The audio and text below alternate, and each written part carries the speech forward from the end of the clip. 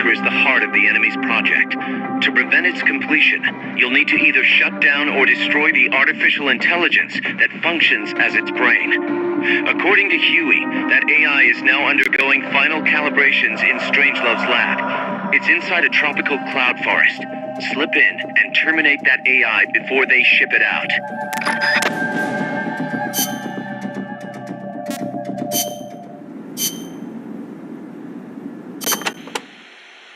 We've also confirmed that some of the enemies specialize in ambushes.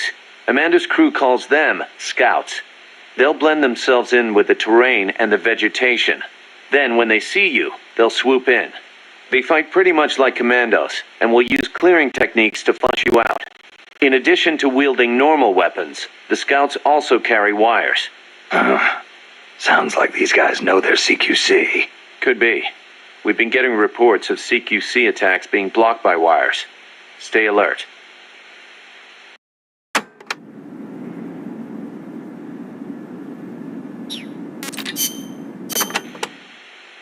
Are there any large-scale ruins in Costa Rica, Paz? There is a place east of Cartago called Guajabu. They have ruins there, but they're not especially big. Not the place I'm thinking of. Any others? Well, if you go a little way across the border into Nicaragua, there is a place called La Fortaleza de la Inmaculada Concepción. That is the only famous one. Then what were those ruins I saw from up on Irasu? There are a lot of things we still do not know about Costa Rica's ancient civilizations. There are giant stone spheres throughout the country. What they were used for is still a mystery.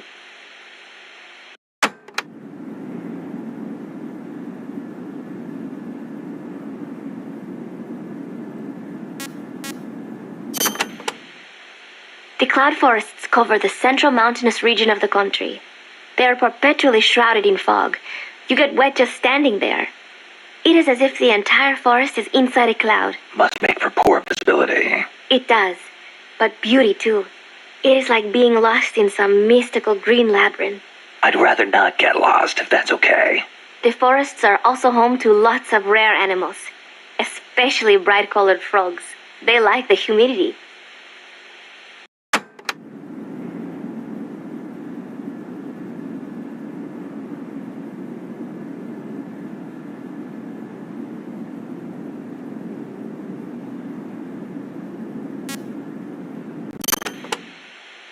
You know that butterfly painted on Peace Walker? Any idea what that is? It is a morpho. A Palladius morpho, if I'm not mistaken. Palladius morpho. Uh-huh. It is the most common type of morpho in Costa Rica. Huh. It has these gorgeous metallic blue wings that shimmer in the light. You can see them even from a distance. You mean they reflect light? Correct. It is called structural color. Morpho scales have tiny bumps on them that interfere with the light and make them look blue. The space between the bumps corresponds to the wavelength of the blue light. Let me see if I get this. So if you could change the spacing, you'd end up seeing a different color. That is the principle. I heard somewhere it is being researched as a way to color cloth without dye. Think of the camouflage you could make with that. Is that all you can think of? Hey, it's important. What I don't get is why they'd put a butterfly on Peace Walker. Maybe because it looks pretty. I hope that's all it is.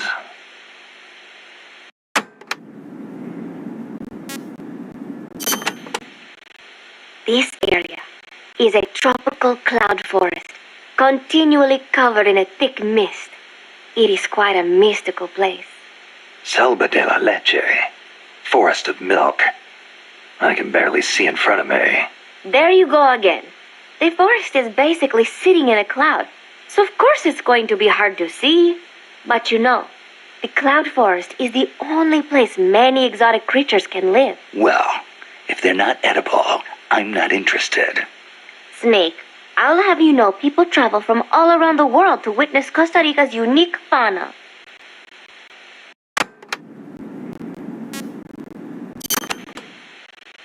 Snake, watch out for the frogs. Why? They bite? Relax. No frog's ever eaten a snake. Although, I've feasted on a few frogs' legs myself. But they are dangerous. They are poisonous. Poisonous? Poison dart frogs live up to their name, I assure you. Their poison is so strong. The Indígena use them to make poison-tipped arrows. Some secrete poison through their skin. Even touching them can be dangerous. So don't go petting them or anything. So I can't eat one? I am warning you.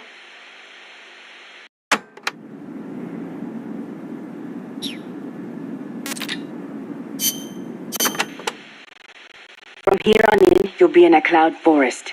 The ground is covered in vegetation. You'll have plenty of hiding places, but so will the enemy. I'll keep an eye out for scouts. Trying to force your way through would be suicide. Know the enemy's location before making any moves. Too bad you don't have some sort of radar. I could try night vision. Once you know where an enemy is, decide how you want to handle him. You could get into his blind spots. Or drop him from a distance before he even has a clue someone's around. An eye for an eye, right?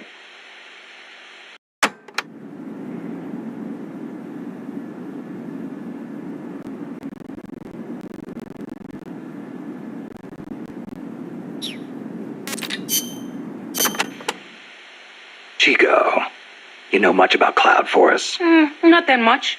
All I know is there's a world of difference between a rainy rainforest and a foggy cloud forest. But they have some things in common. But like, for instance, you gotta watch out for poison dart frogs. Both rain and cloud forests have high humidity, so they're perfect environments for frogs and other amphibians. I mean, it's not like just touching a strawberry poison dart frog or a dying dart frog is going to kill you. But don't eat them, no matter how hungry you get. I can get all the rations I need from Mother Base. No jungle food for me this time. Seriously? You're not disappointed you don't get to eat wild animals?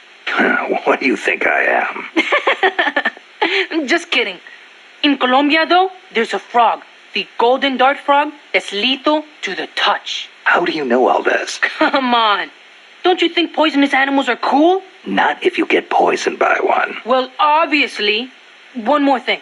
When you get to the forest, be on the lookout for Bigfoot. I think I'll be okay there.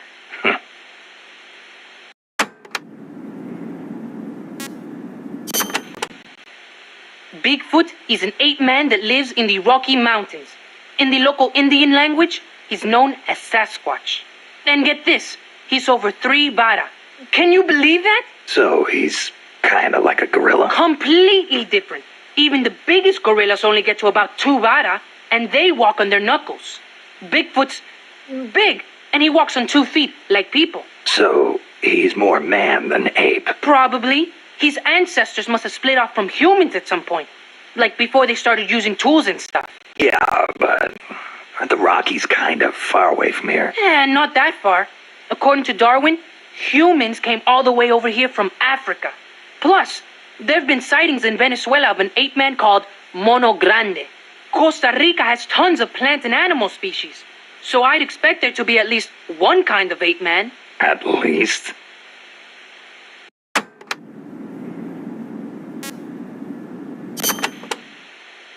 Gotta admit, I've never heard of Mono Grande. Yeah, he's not as famous as Bigfoot. He's similar, but he lives in Venezuela. He's not that big, less than 2 vara, but he's way more ferocious than Bigfoot. Huh. I wonder just how mean he is. Like when he catches his prey, does he punch it to death? That's the law of the wild. You catch your prey, you kill it, and you eat it. Yeah. But punching is way more ferocious than biting. Well, maybe it seems that way because that's what humans do. You really love UMAs, don't you, Chico? Do you know what I think? I think UMAs should be dangerous. Otherwise, where's the fun in hunting them?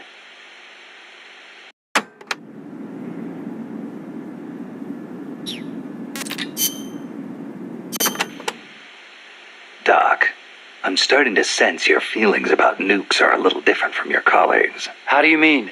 Your little chat with Coldman back there. I told you my father worked on the Manhattan Project, right? You're familiar with it? The basics, yeah.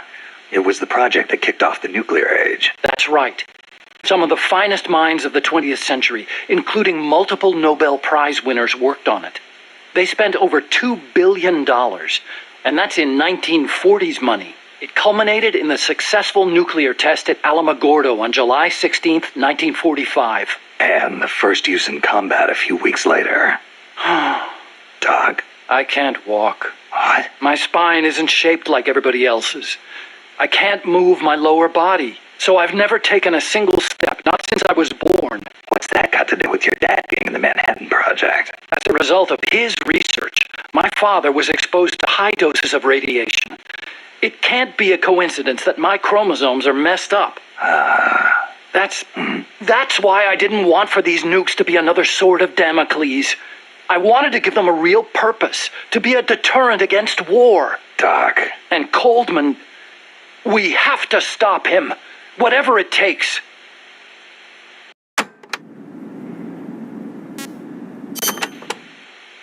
August 6th, 1945, Hiroshima.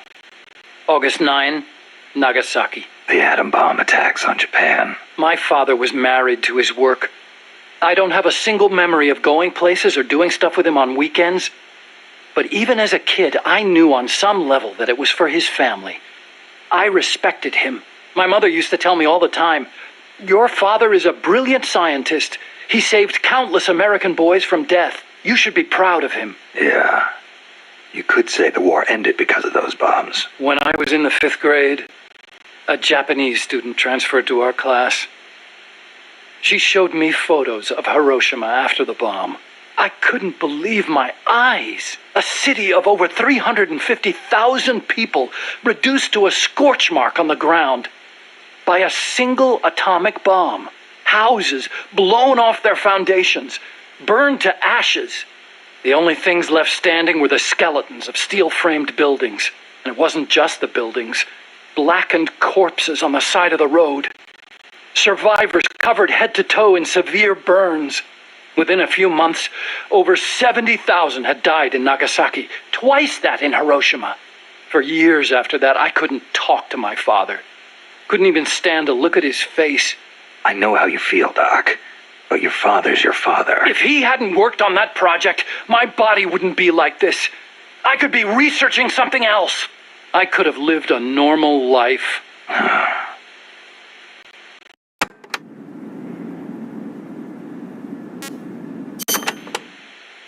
It wasn't so long ago the world stood on the brink of nuclear war. Just over on the other side of the Caribbean. I was 17 at the time. I'd skipped a few grades and was a sophomore at MIT. I remember feeling kind of apathetic about the news that came in every day.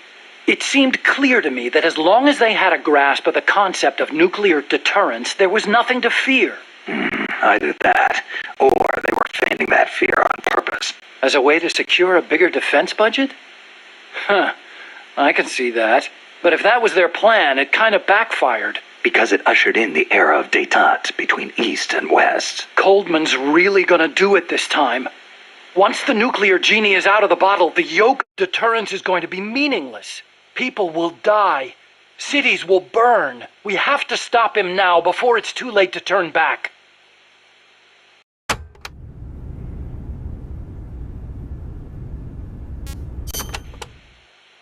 So you've been doing nuclear research your whole life? No, not really.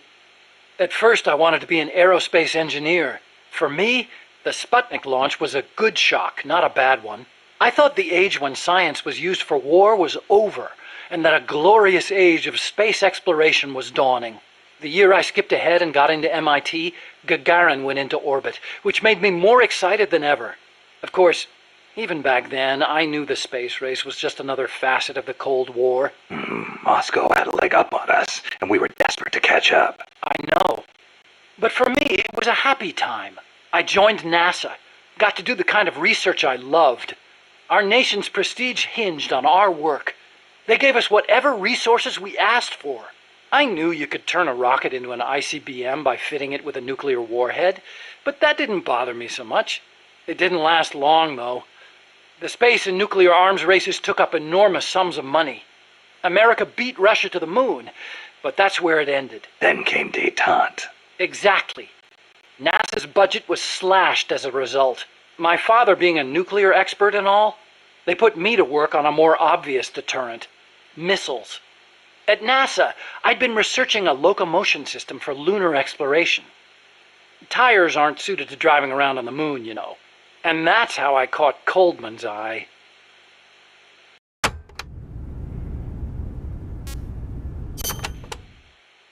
The aim of the Peace Walker project is to achieve robust nuclear deterrence across Central America by deploying a new nuclear weapon system along the Caribbean coast. Peace Walker is also the name of the system itself. A nuclear weapon named Peace. I can just see the look on Kaz's face. So why exactly does this new system need legs in the first place? Because it's a walker, an unmanned weapon moving under its own power and capable of launching a deterrent strike from anywhere. That's the whole idea behind Peace Walker.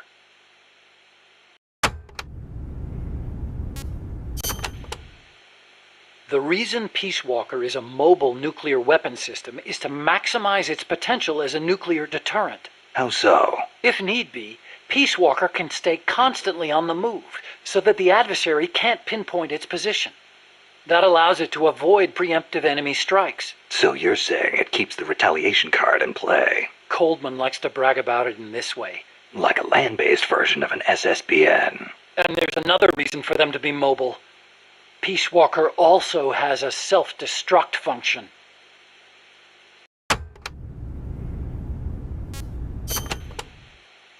Why would Peace Walker need a self-destruct function? You saw it, didn't you, Snake? That sphere on Peace Walker's head? Yeah? That's a hydrogen bomb. What? You're telling me that thing's a thermonuclear device? Do they have any idea what kind of destruction that thing would cause? I know, it's crazy. I mean, even overkill has its limits. If it's strategic value they want, they could have gone with something smaller. It's like they want a weapon on par with Russia's Tsar Bomba. This arms race is running way out of control. It's an evolutionary dead end. A saber-toothed tiger. You can't load a warhead that big on a missile, of course. And no strategic bomber could carry it. That's where Peace Walker comes in. So, it waltzes into enemy territory carrying a hydrogen bomb and blows itself up. Christ.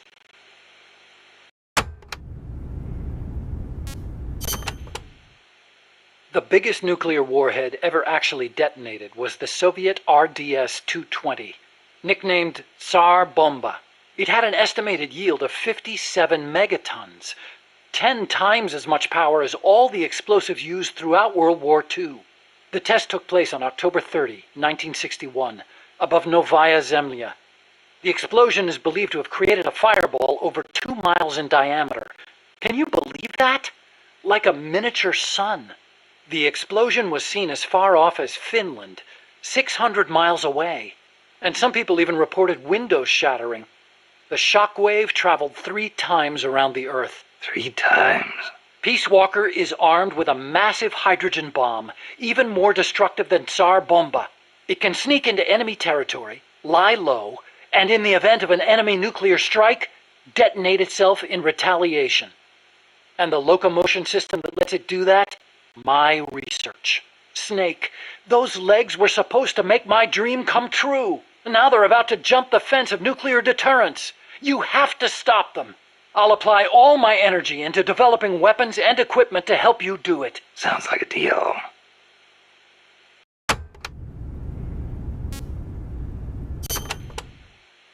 What made you put an AI into Peace Walker? Well, for one thing, because it can't be manned. Peace Walker's designed to enter enemy territory and blow itself up, if necessary. You can't put a person inside a weapon that could blow at any time, can you? So we equipped it with an AI instead. That's strangely humane of you. And besides, Peace Walker was designed as a bipedal weapon system. You can't imagine how hard it shakes when it walks. It'd turn a man into mush. Plus, when launching a nuclear missile, it has to perform ballistic calculations in real time. See? Because it's always moving. Hold on. If that's all it does, then a high-performance computer ought to do the job. It doesn't need intelligence. That's a very good point, Snake. Which brings me to the real reason. Peace Walker needs AI to make decisions regarding nuclear retaliation. It's what ensures perfectly mutual assured destruction. I've heard all this before. You want a war between machines? We'd never actually launched the first nuke, of course. It's strictly a counterattack system. Only a politician could make such an illogical decision as starting a nuclear war. Conversely, if an adversary launches a nuke at us, the AI will not fail to retaliate. Therefore, the adversary can't launch. The AI guarantees it. Even so, launching nukes without authorization? Boomer captains have the authority to launch if land communications are cut off. It's the same principle. Not even the captain of a boomer can make that decision alone.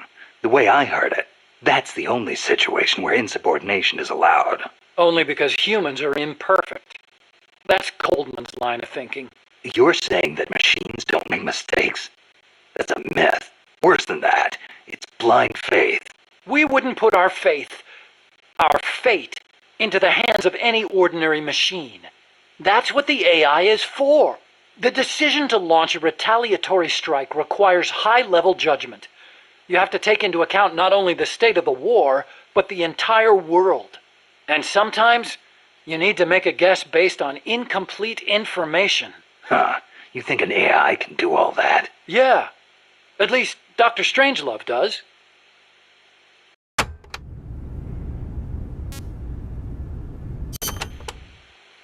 Peace Walker is fitted with several close-range weapons. We'd also planned for it to be able to enter enemy territory and self-detonate. Wonderful. What exactly are we dealing with here? Well, the flamethrowers for one thing. One in the front and one in the rear. Then there are the S-mines. They're like cluster bombs. It scatters them from its leg hatches. If you see those open, you better clear out quickly. And finally, the rockets. These can travel quite a distance, so stay sharp. On the other hand, it can't fire them from too close. But then again, there are those flamethrowers. It can also use its legs as weapons against any infantry on the ground. Ouch. But remember, Peace Walker technically isn't complete. With just the reptile pod, it can only perform relatively simple maneuvers. They've got certain quirks, too. What's more, look carefully, and you should be able to predict which attack is coming next.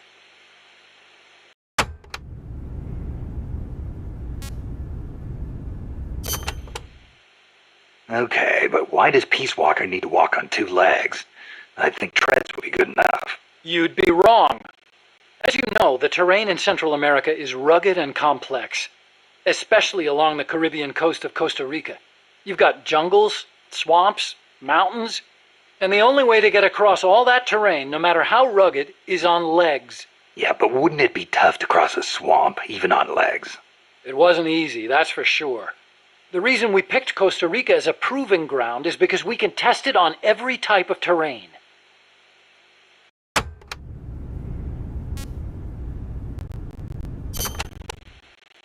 This Peace Walker project the CIA's talking about. You believed in it, huh? Yeah, I believed. Actually, maybe I just wanted to believe. What do you mean? Here's how Coldman explained it. Peace Walker's a weapon for peace. One to ensure true nuclear deterrence. It'd be the anchor to bring stability to Central America. He told me, the nuclear weapon system you've built will never be used. It will forever stand vigil as an icon of peace. And to achieve that, he needed my bipedal locomotion technology. To be honest, I was flattered. Flattered? Wouldn't you be? My colleagues in the scientific community have never taken me seriously. They told me bipedal locomotion was a pipe dream, that it'd never amount to anything. It was the first time anybody recognized my work. How could I not be happy? And besides, it was my chance to surpass my father. To create nukes for peace. Or so I thought anyway. But Coldman's really going through with it. Yeah. Makes perfect sense, really. No one would give the project any notice unless they could prove that an unmanned system is capable of launching a nuke.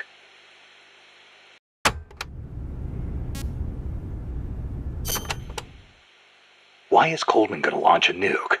If all he wants to do is prove the AI retaliation system works, he doesn't need to put a live warhead on it. I agree. He could demonstrate the system by launching the missile alone, without a warhead. I asked him the same thing at first. He said there was no point in using a dummy missile. That it'd take an actual nuclear launch to deter potential enemies. Launching the real deal gives him a leg up in negotiations with Langley. That's what he's really after.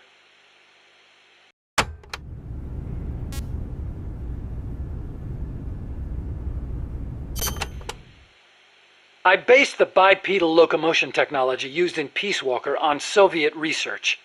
Actually, I'll be honest with you. I stole most of the basic ideas behind it. Soviet? Bipedal? You mean Granin? You know him? Yeah. I met him at his lab in Russia. He helped me out a little bit. You met him? What were you? He was head of the Granin Design Bureau, creator of countless Soviet weapons. I'd hit a wall in my research at the time. Granin's ideas solved nearly all my problems. There's nothing unusual about using somebody else's work to further your own research, is there? As long as you cite it, yeah. But I wasn't in a position to do that. His research was classified at the highest level. Soviet research, no less. So, you used it without telling anybody? I wanted to show up my colleagues for once. The ones who never took me seriously. But you reap what you sow. Coldman seized on that vulnerability. Told me if I quit the project, he'd expose my larceny. He had you by the balls, Doc.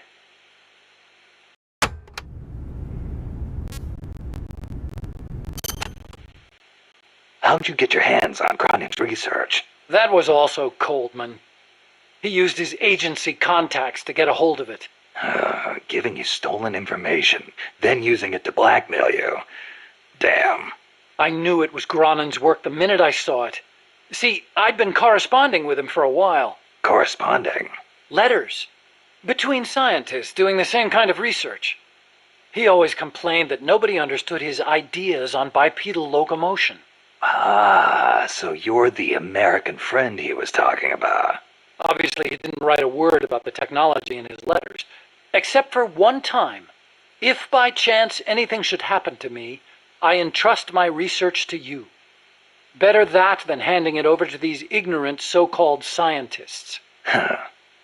Sounds like him, all right. Then one day, his papers actually came. It wasn't hard for me to imagine what had happened to him. I felt it was my duty to carry on his work after him. And also... What? I thought maybe combining his technology with mine could be a way to bring East and West together. Like the docking of Apollo and Soyuz. It'll never make the history books. And it's still not a reason to plagiarize. You're right. You're absolutely right. I never had the courage to tell the truth, that's all. I always looked for excuses to cover it up. Until now. Huh? You told me everything. You're no longer a coward.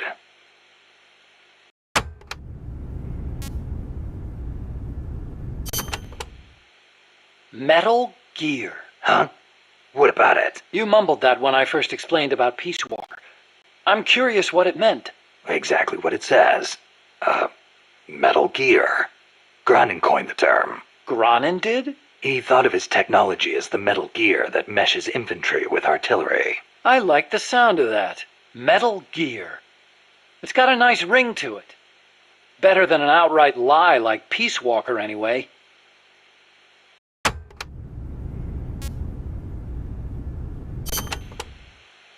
Those papers the CIA gave you, was there any data on the Shagohod in there? Shagohod? A nuclear tank that launches IRBMs. It competed against Granin's system for approval. Oh, the thing with the rockets.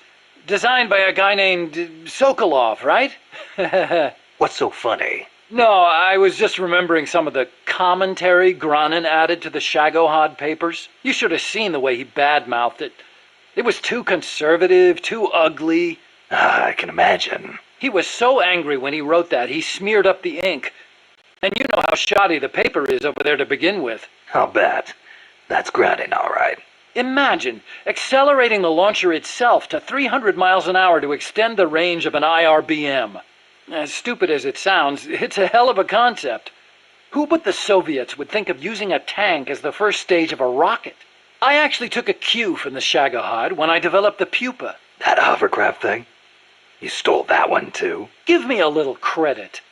I only borrowed the concept. The technology is original. As it turned out, hover technology wasn't enough to handle all the terrain in Central America. It relied too much on brute force. But the Shagohod was a major threat. That thing could corner like you wouldn't believe. Built pretty tough, too. You sure know a lot about it. Yeah, it almost did me in. I couldn't forget it if I tried. Did you in? So you were the one who took it down. Wow! You really are amazing. I didn't do it alone. No, seriously, thank you. We might not be here today if they'd begun mass-producing that thing. Then again, They're hard at work now miniaturizing nuclear warheads. Pretty soon they won't even need an accelerated launcher like the Shagahad. Great. That means they're that much closer to being able to launch from anywhere in the world.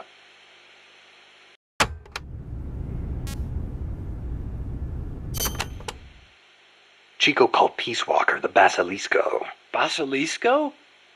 Oh, right, Spanish. That's funny. I once used the codename Basilisk for the Peace Walker platform myself. What for? The class of lizards called basilisks can walk atop any type of terrain. In a pinch, they can even stand up on two legs and run across water. Perfect name for a system that can walk anywhere in Central America, right?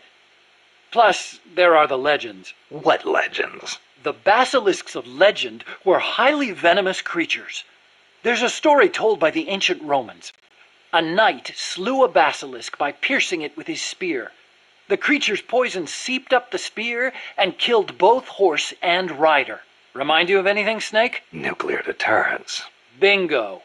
Kill it, and you die along with it. Your hands are bound. I wanted Peace Walker to be like that. You should know that people aren't that rational. Sometimes people do things that don't make sense, even when they know they're going to die. Or maybe it's because of that. Maybe you're right. But that's exactly what I don't understand.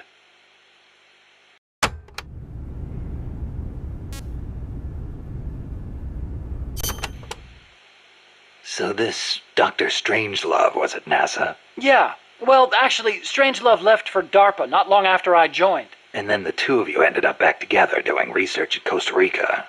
Not exactly together. We coordinated on a few things, but the research projects themselves were separate from each other. We had it worked out so that Dr. Strangelove handled the mammal pod, Peace Walker Cerebrum, while I did the rest. That letter, something to do with your research? Huh? No, it's yeah, it's a report. Research findings. Research findings? Anything in there we could use against Peace Walker? Nothing. Nothing at all. Just don't read it, okay? Promise me you won't?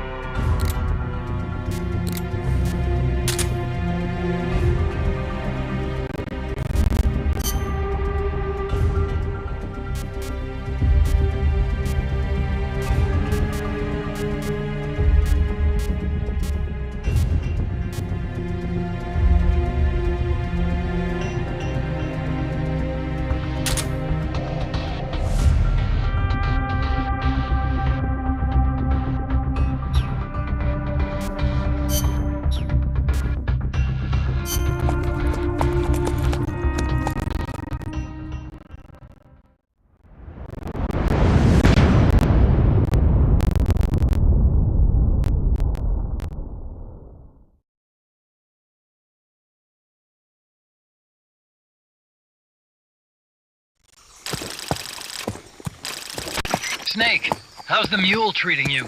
At this pace, I should be there by tomorrow morning. You've got to hurry. The AI could be completed any time now. It'd be nice to have a guide. Already on it. I've enlisted Paz to help you. She knows the jungle pretty well.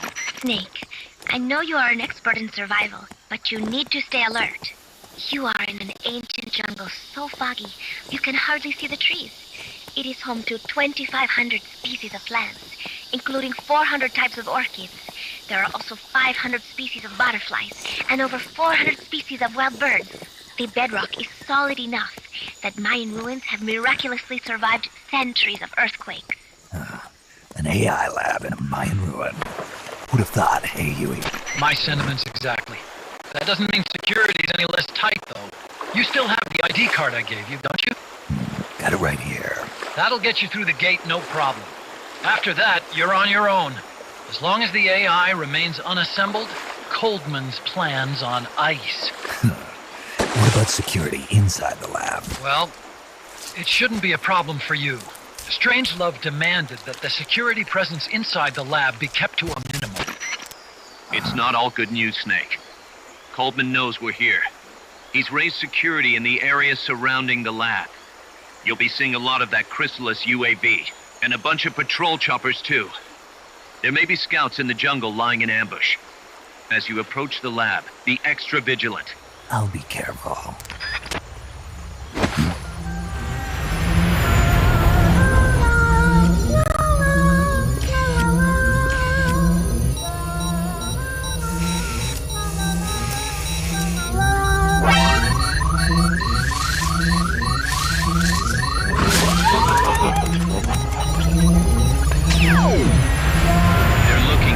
Stay sharp.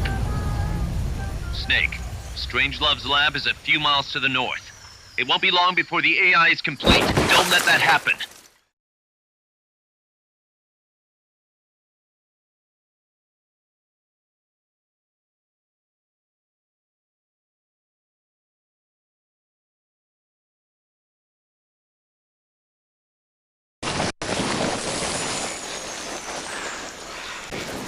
Careful. If there's enemy scouts around here, they'll be nearly impossible to see.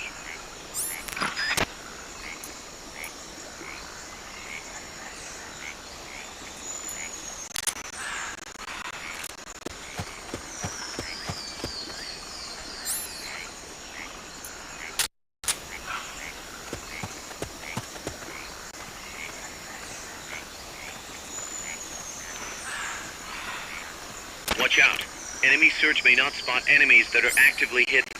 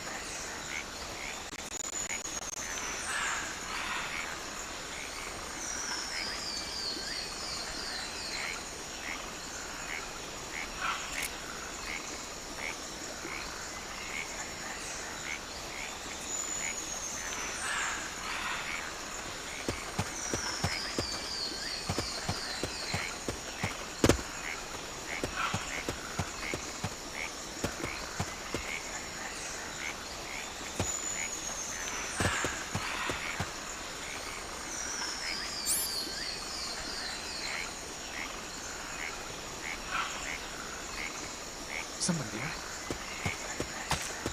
Nothing here.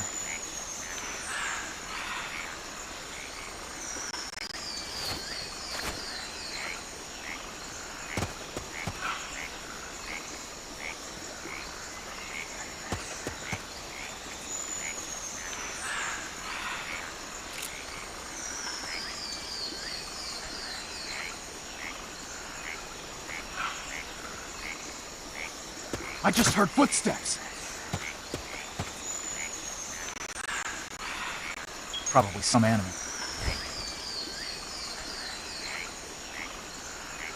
I just heard footsteps.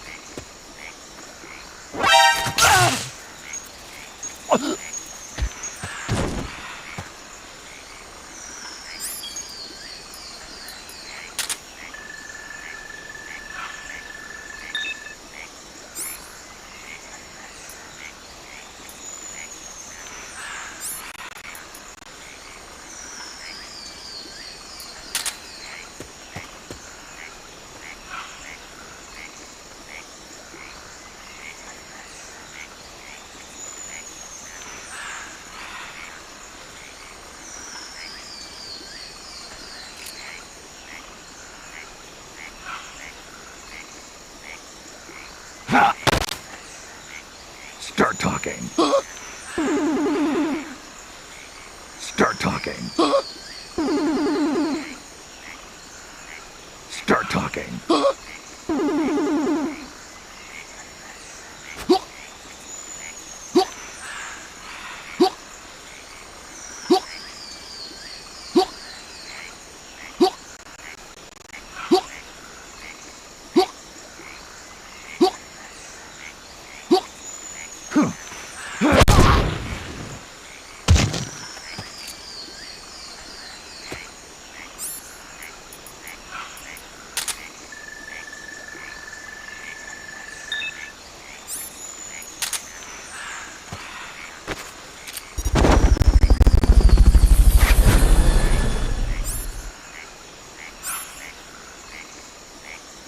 Fulton recovery helicopter is complete.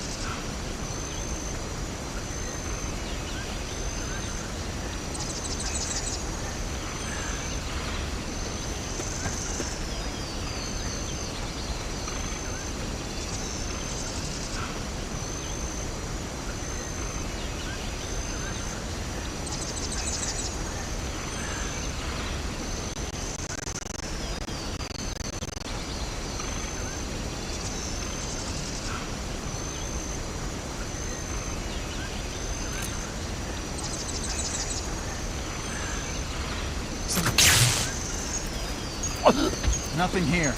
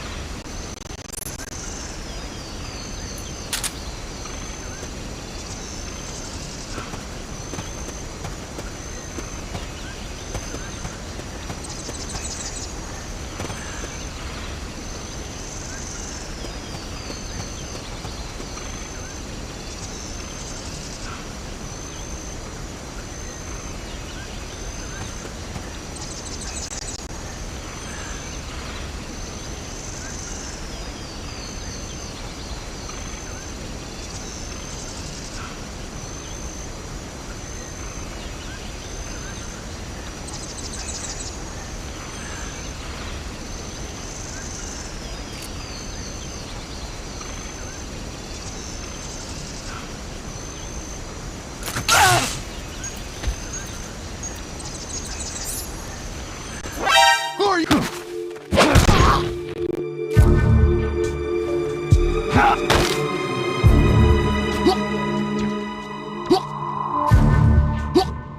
Start talking.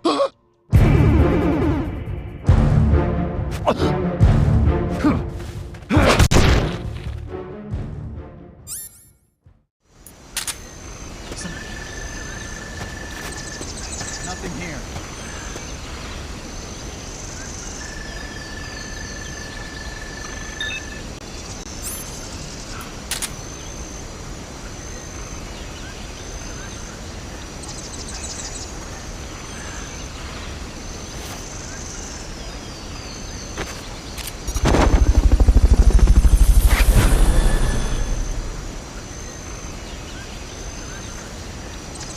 Fulton recovery subject confirmed onboard helicopter.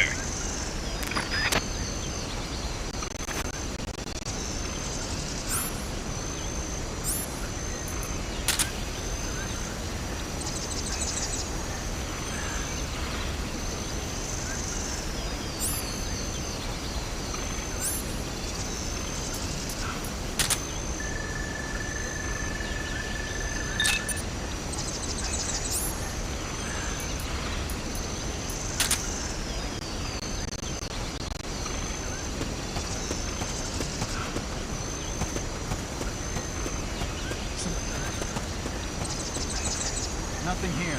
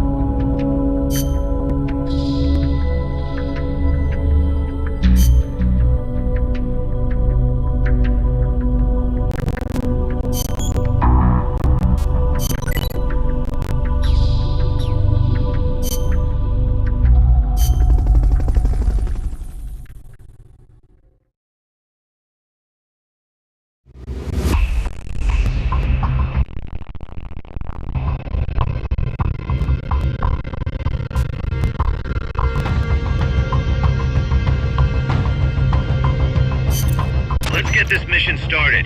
Complete the mission and proceed to the Fulton recovery point so we can get you back alive and well. Good luck out there.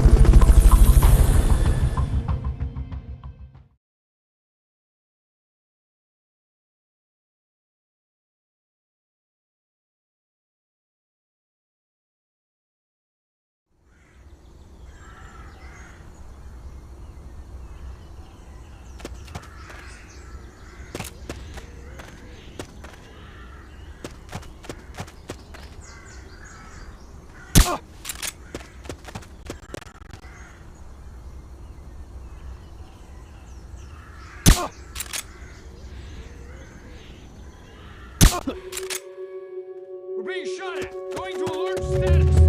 Understood. Dispatching reinforcements. Proceed with extra caution.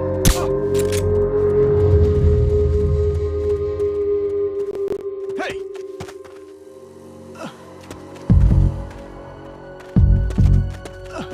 We're under attack!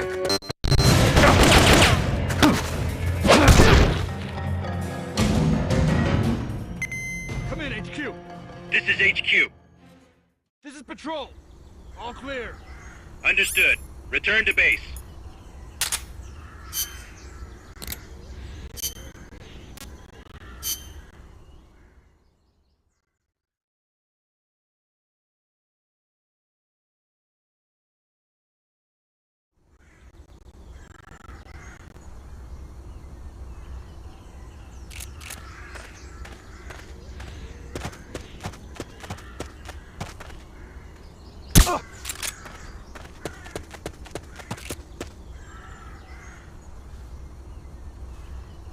I know I saw something.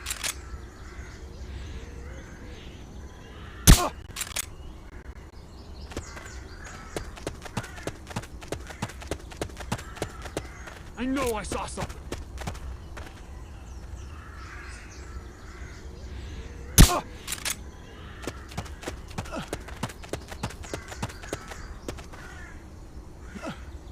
I know I saw something.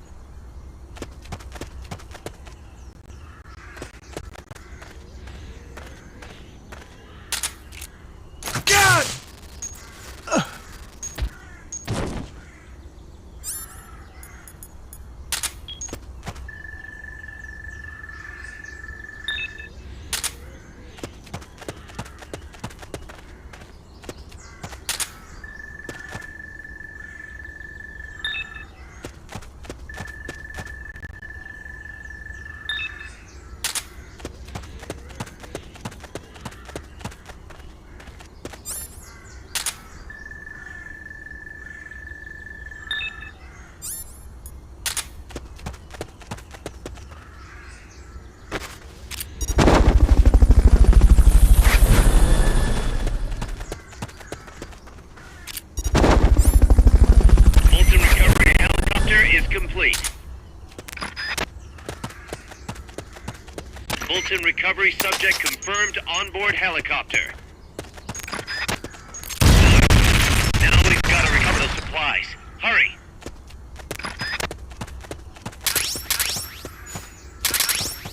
Yes! Now get over to the goal.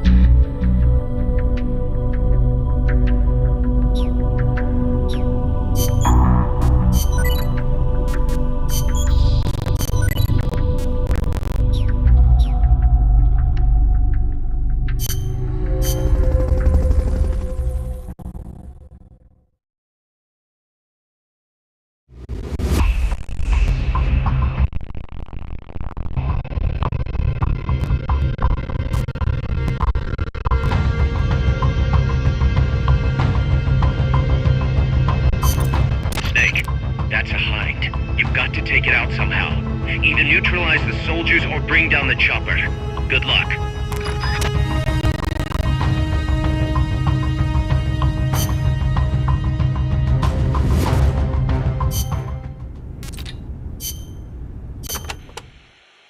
Catarata de la Muerte means waterfall of death.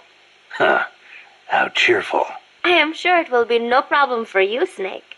Especially compared to all the dire situations you've faced in the past. Yeah, easy to say now. We'll see what really happens. Sorry. Still, you have surprised me. Everything they say about the legend is true. I'm neither hero nor legend. But for some reason, I don't mind you calling me that. Thanks. Be careful, Snake. Peace.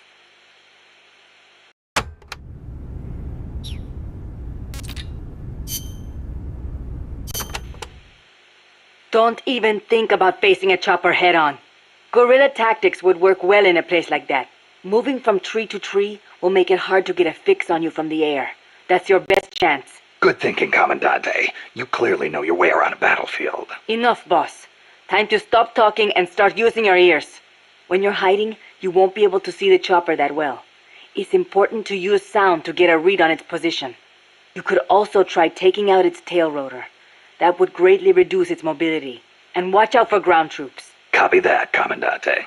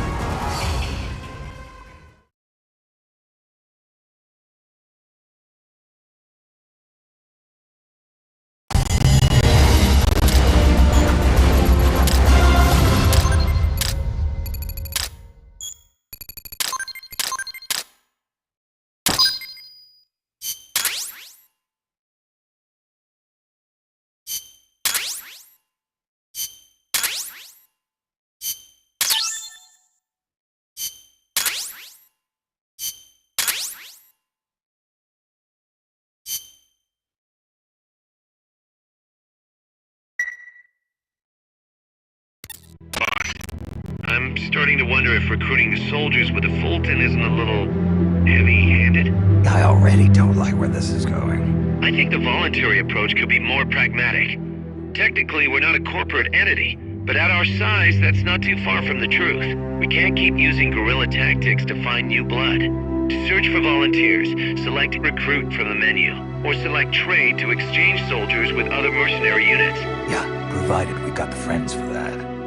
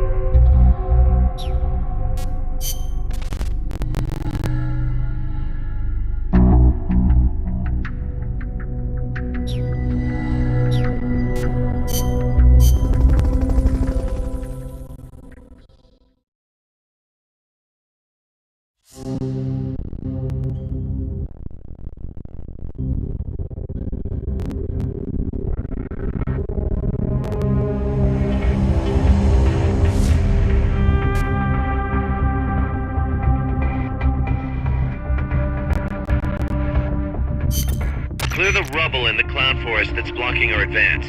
Some C4 could make short work of it. If you succeed, our efforts in this area will be made that much easier.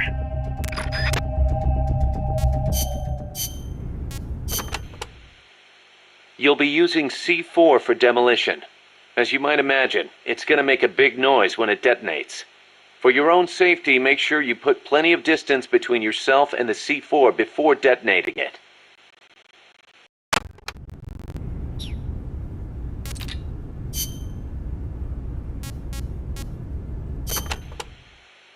Selva de la Muerte, huh? Forest of Death. Wouldn't want to get lost here. Sure wouldn't. But do not worry. I will be your guide. Happy to hear it. By the way, Snake, You know much about sloths? Just the name. They are amazing. Sloths spend almost all of their lives up in the trees, except for when they have to go to the bathroom. Plus, they barely eat a thing. What? How do they survive? Why do you think they are called sloths? They hardly move, so they hardly burn any energy. They are also able to maintain a low body temperature, lowering their metabolism further and allowing them to survive on very little. Wouldn't that make it easier for them to get picked off by predators? They stick to the trees, helping them blend in and stay out of sight. They say there are even some sloths that grow moss when they reach a certain age, like some sort of fairy tale forest hermit, huh? I knew a great old sniper once. Guess he was even more in tune with nature than I thought. Old sniper? What are you talking about?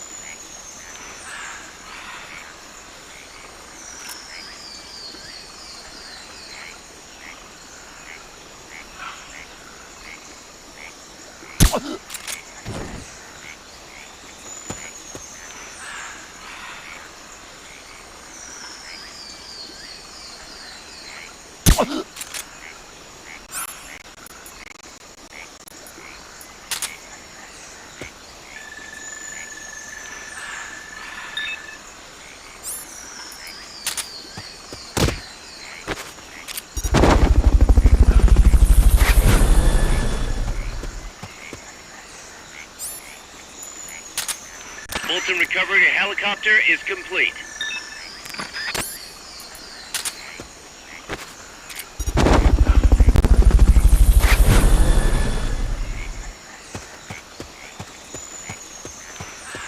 Fulton recovery subject confirmed onboard helicopter.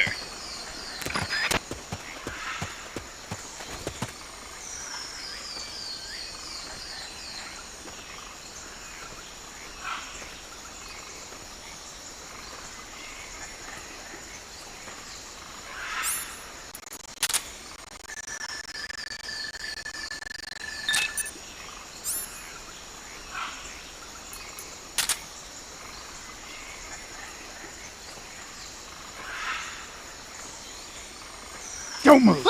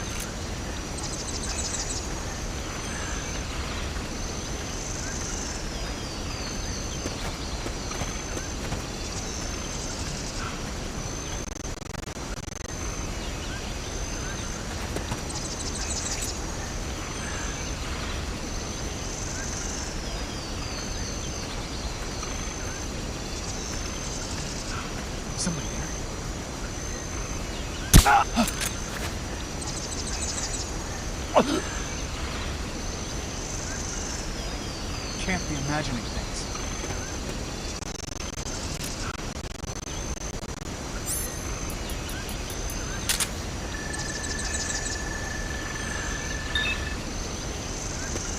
Somebody there?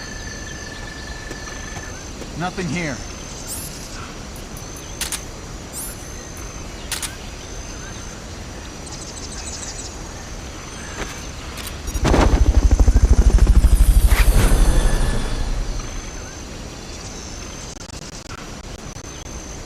Fulton recovery helicopter is complete.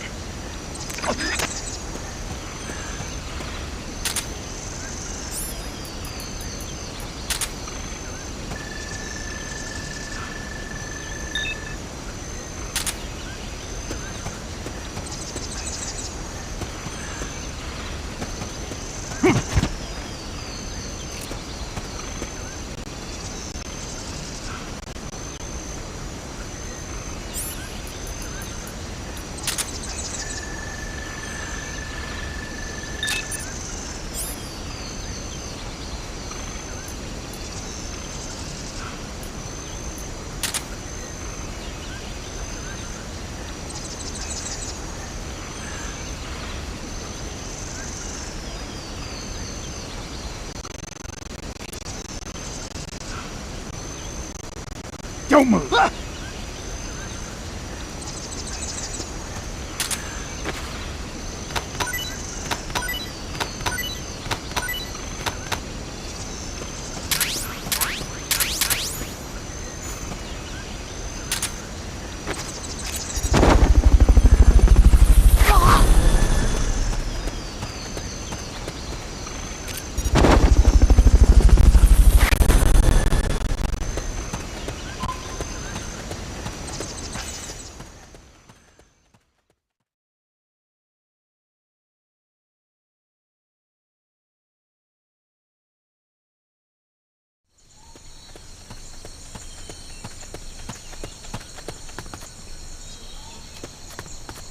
That pile of rubble's in the way, but some C4 should make short work of it.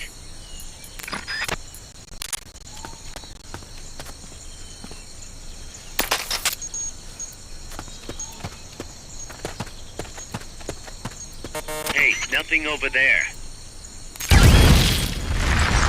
Head for the recovery zone. We'll pick you up there.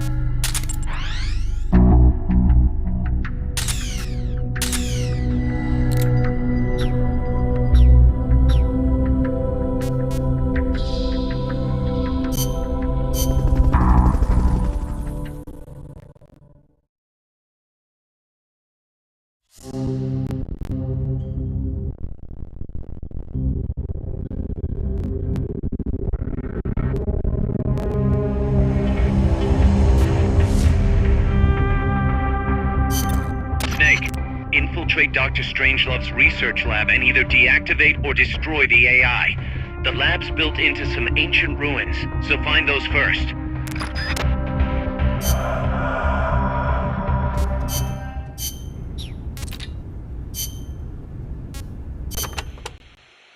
La Ruinas de Xochiquetzal will be around there. They have not been restored at all, so they may well be covered in plants. Xochiquetzal? An Aztec goddess of fertility and beauty. They say she was always accompanied by birds and butterflies. One theory states she was the mother of the god known as Quetzalcoatl. Quetzalcoatl. The Quetzal is said to be an incarnation of Quetzalcoatl, hence its name. I get it. Well, this place definitely matches the atmosphere of a cloud forest.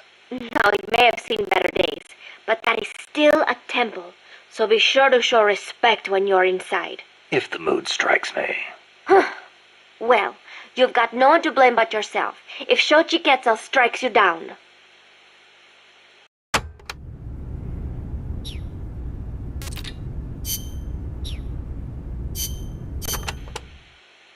The paths there are buried in vegetation. Work with nature to conceal yourself, and you'll be much harder to spot. A ghillie suit would be perfect here. In any case, take caution when advancing. Don't wear anything that stands out. The ruins are a labyrinth, so try and keep your bearings. I could use those walls to stay out of sight. Once a sniper is spotted, he'll move to another location. You shouldn't stick to the same place either. Oh, I know. I learned all about that in the Soviet Union. It is not necessarily a good idea to try to engage a sniper in close quarters combat. Finally, once you've found a place to hide, don't let them take you from behind. Don't worry. No one sneaks up on me.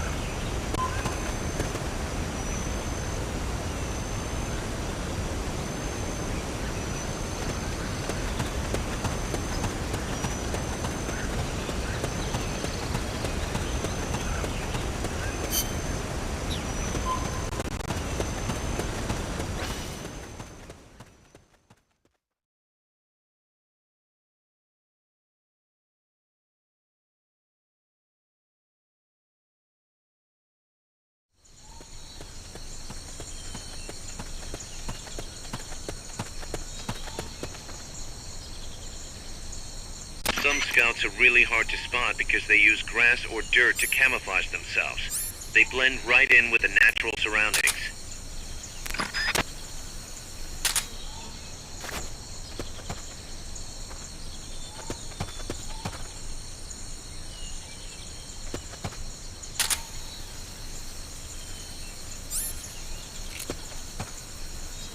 Snipers and laser sights are a deadly combination.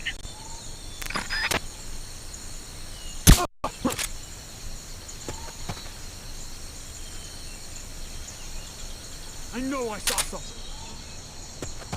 Is somebody there? Huh, nothing.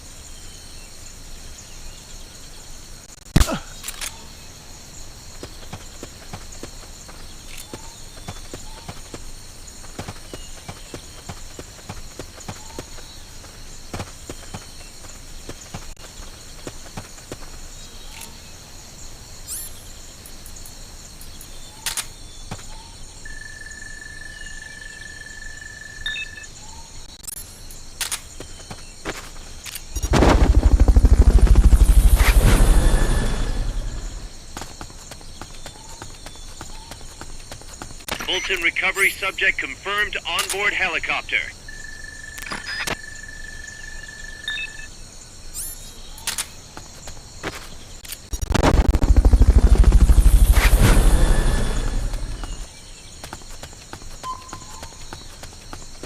Fulton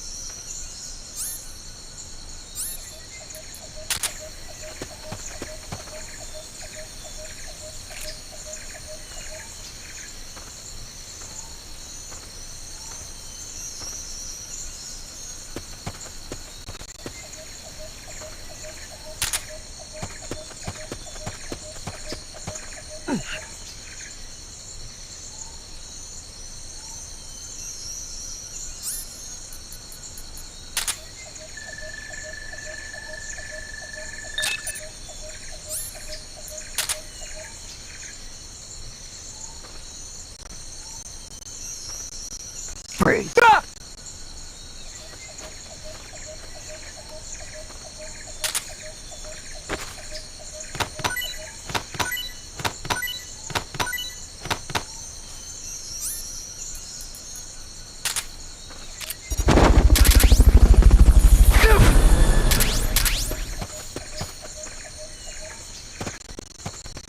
Fulton recovery subject confirmed onboard helicopter.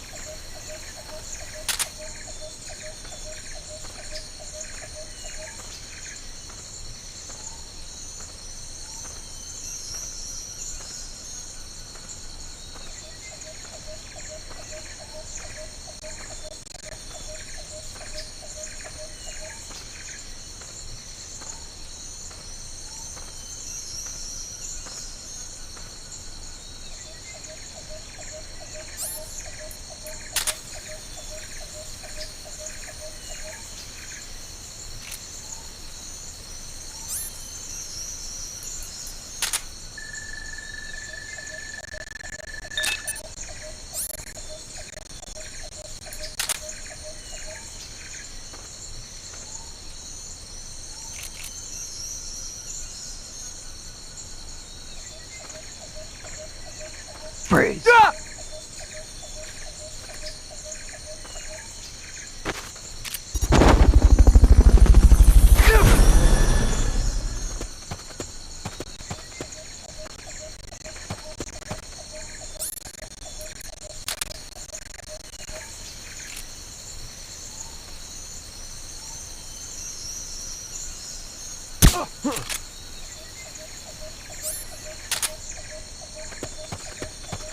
I know I saw something.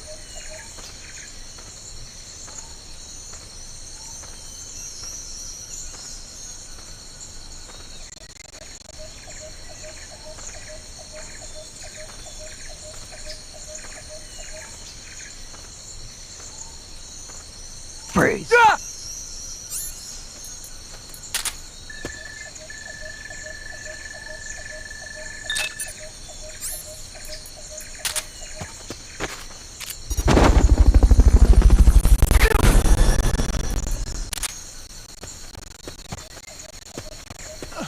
Fulton recovery helicopter is complete.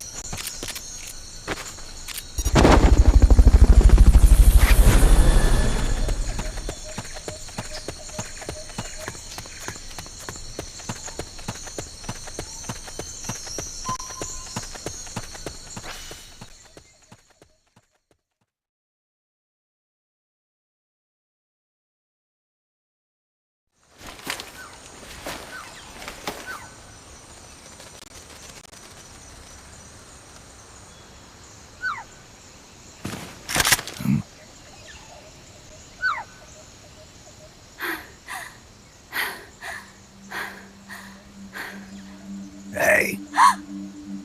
Tu m'as trouvé. C'est moi, le loup. French. Fini de jouer à cache-cache. Dis-moi qui tu es. Please, do not kill me. You're no soldier. I am a tourist. What's your name? Please. What are you doing here? Cecile. Cosima. Caminada. You're not one of the soldiers? Please, lower your gun. Who are you? I'm an ornithologist. A poacher?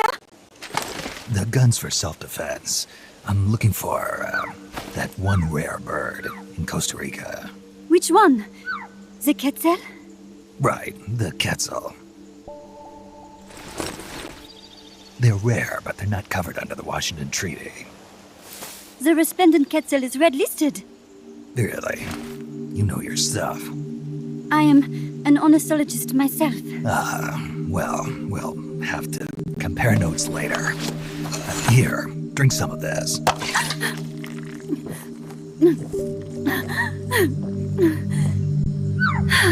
You saved me.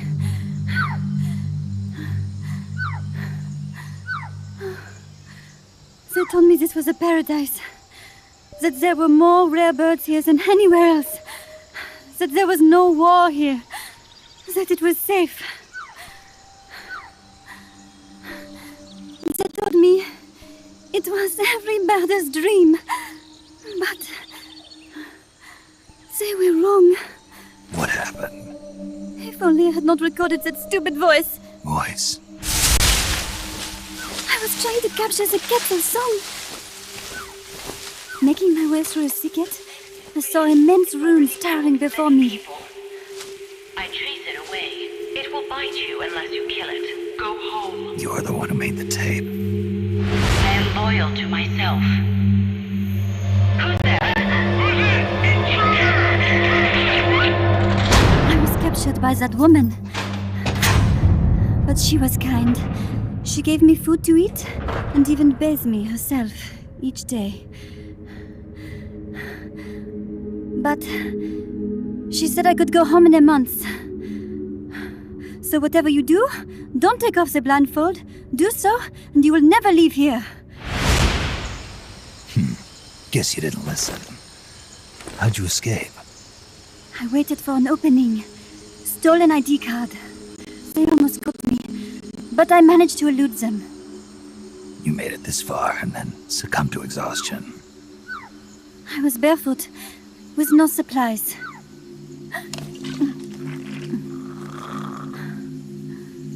Oh, I am so sorry. I drank it all. That facility. Did you see anybody else in there? Well, there was another woman, but I never saw her in person. Because, you know, the blindfold. Oh, yes. She often sang. Sang? It was such a strange song. What kind of person was she? Could you tell anything from her voice? I don't know. I don't even know why I was held a prisoner.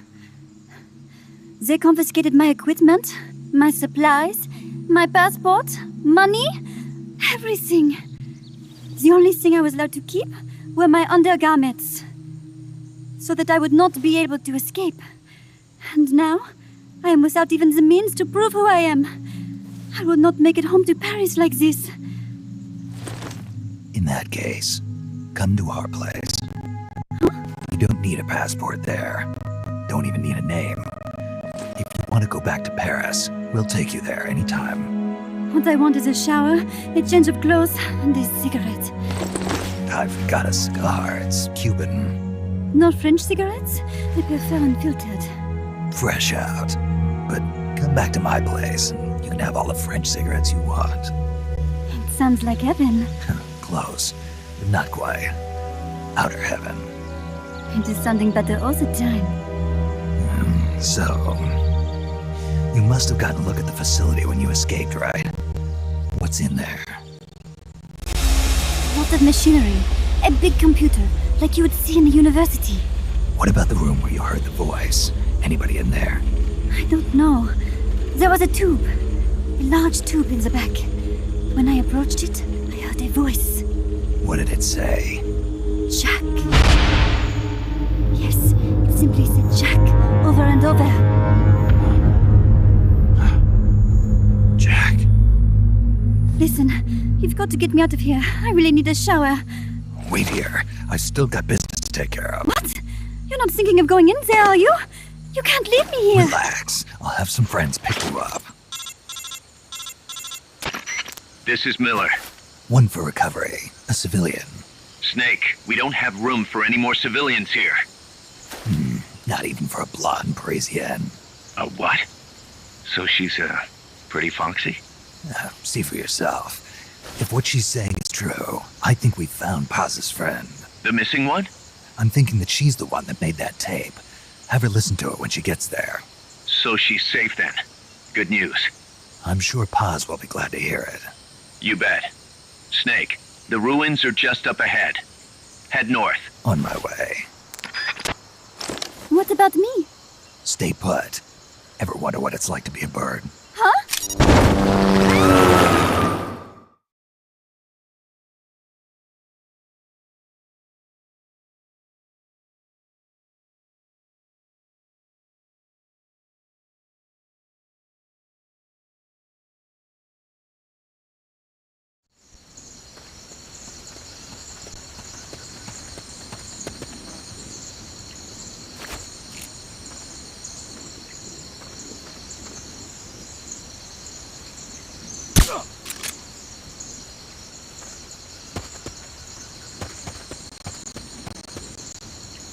Guess not.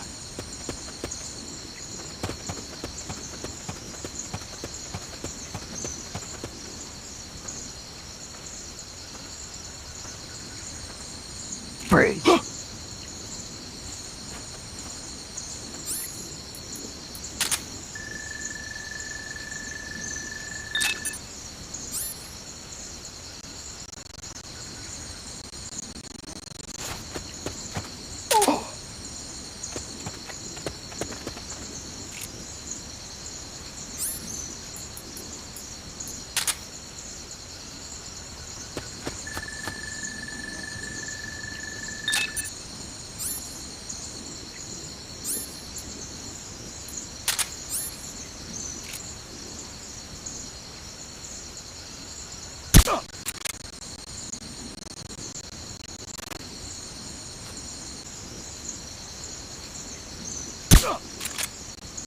Guess not.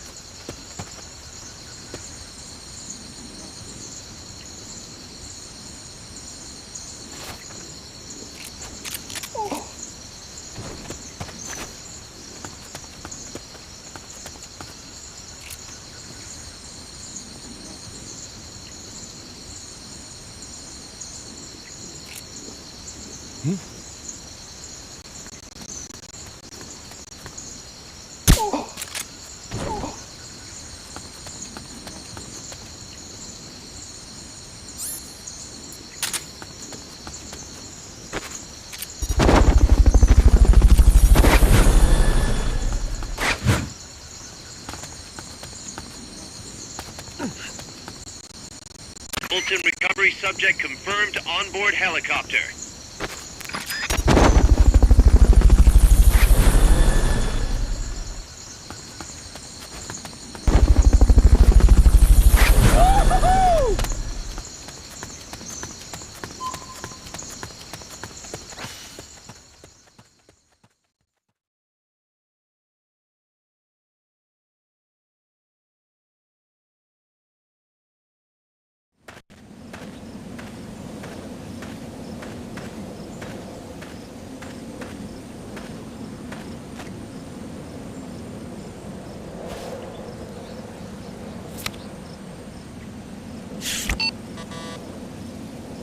What?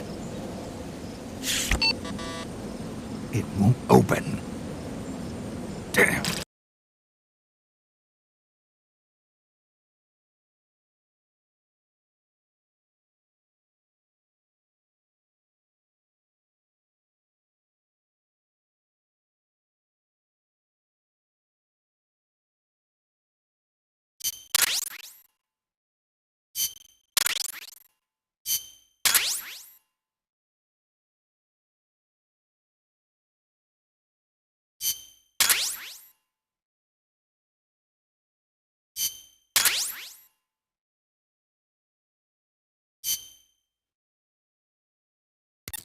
Snake? Huey, your ID card isn't working. It won't open the lock. It can't be. What's going on? She hates me that much? Strangelove's in charge of authorizing IDs. Sometimes a working card has its privileges removed. Say, if she decides she doesn't like that card's carrier. You think that's what happened? Well, I was never exactly her favorite. Well, this could be tricky. The soldiers outside aren't allowed in the lab either, so their cards won't do you any good. Great. Snake, Kaz, where's Cecile? she just got here. Hold on. Snake! Cecile, how'd it feel to fly? Wonderful. For a moment, I felt what it must be like to be a bird. It almost made me want to give up my research and get a pilot's license. Did you need something? You said you'd gotten an ID card, right? Yes, but it was confiscated when the guards caught me. Who took it? What did he look like? He had an orange jacket. I cannot recall his face, though. Yeah, they all look pretty much the same. Where did it happen?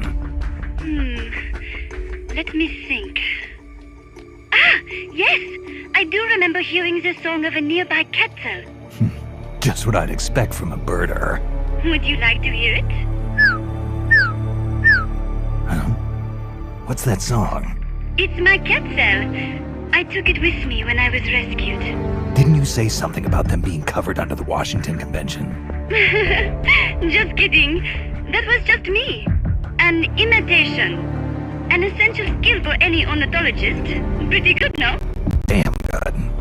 If you want to hear the Quetzal song again, just let me know. I can tell you all about the birds of Costa Rica, too. Yeah, will do. Thanks, Cecile. No. Thank you, Snake. Talk to you soon. Kaz, did you play that tape for Cecile? I sure did. It's hers, all right. Then she must be... She's not. Cecile said she's never even met Paz. What? She's at least 10 years too old. But... I'm guessing Paz convinced herself that it was the tape her friend made. But never mind that. Let's go over what we know so far. The soldier with the ID card is wearing an orange jacket and is in a location where you'll hear Quetzal singing. Find that soldier, retrieve that card.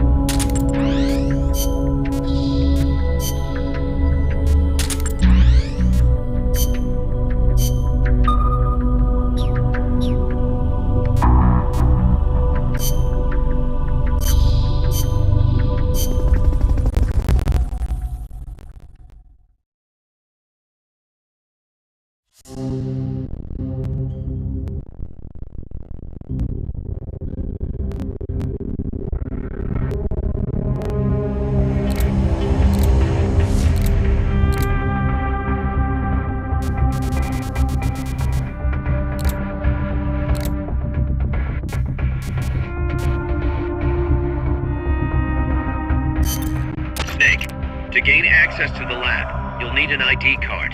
You can get one from a guard in an orange jacket stationed in an area where you can hear Quetzal singing. To get the ID card from the soldier, do a body check.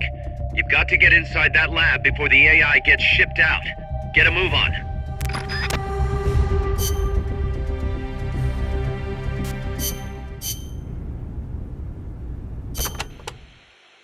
You can steal items from soldiers by putting them to sleep or knocking them out and then doing a body check. Get close to the unconscious soldier and press the action button when you see the icon.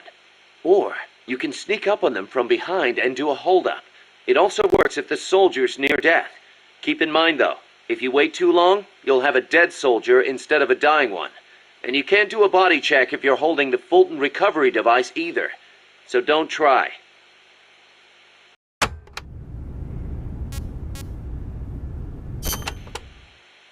Scouts are outfitted with camouflage to help them hide. Some of them look kind of weird, like they've got seaweed growing all over them. Ah, ghillie suits. Not much difference between them and any other scout in terms of combat ability, but it does make them harder to spot. I'm sure it does. You've come across these before? Yeah, the Soviet Union. The first time, it took me a full hour to find the guy and take him out. Kaz, do you know what they shine? Shine? Like how? Like, from their heads. Their heads? How about their hair? Do they have a lot of it? What are you talking about? How the hell would I know? How about a parrot? Did anybody hear a parrot squawk? A parrot? Look, Snake, you're talking to the wrong guy. I mean, Cecile's the bird expert. Wait a second, what am I saying? You're not making any sense to begin with. Never mind. It's a long story. I'll figure it out another way. Forget about it. Yeah, I'll do that. Anyway, we've already lost too many good people to these surprise encounters. Make sure you don't end up like one of them.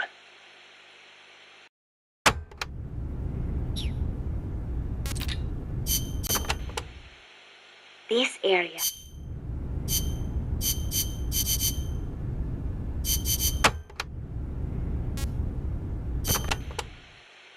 I do not know if I recall such large ruins being there. Well, didn't you say there's a lot we don't know about Costa Rica's ancient civilizations? You talked about some giant stone balls, too. What are those? Oh, the stone spheres of Costa Rica? They are an assortment of giant spheres carved from stone that were discovered in the jungles of Costa Rica about 50 years ago. What's so special about that? What if I told you some of them are nearly perfect spheres, and that they were carved out of granite, which is quite a hard substance? Could be good for laying a trap. And if they're spherical, they roll easily, too. Snake!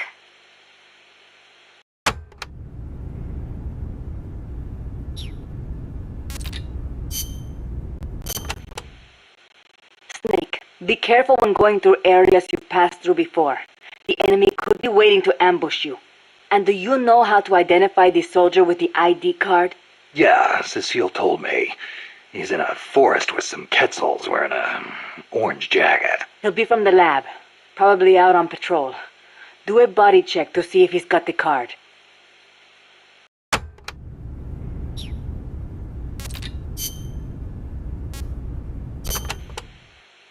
Did you see a Quetzal snake? Yep. What do you think? Did it look like a snake? Huh? No, it didn't look like a snake. Oh, really? Must be different from the Quetzalcoatl then. Quetzalcoatl. A winged snake from the Mayan and Aztec legend. A winged snake. Weird, right? I bet it's UMA. Amanda and everybody says Quetzalcoatl is the legend of Quetzalcoatl came first.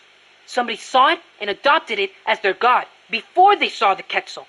After that, somebody saw a bird that looked like the image of the god, and so they named it Quetzal. You mean it happened the other way around? Well, if you ask me, the Quetzalcoatl was probably a pterosaur that survived. I mean, it's got wings and it's a reptile, so it probably looks kind of like a snake, right? Pterosaurs live on in Africa even today. They're called the Congamato and the Elitziao.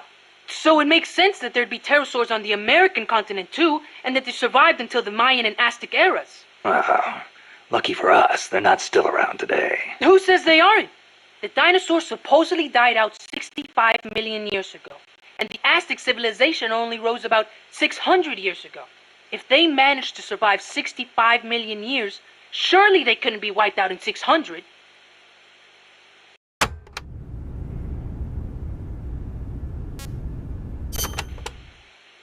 Pterosaurs survive today in the African countries of Cameroon and Congo.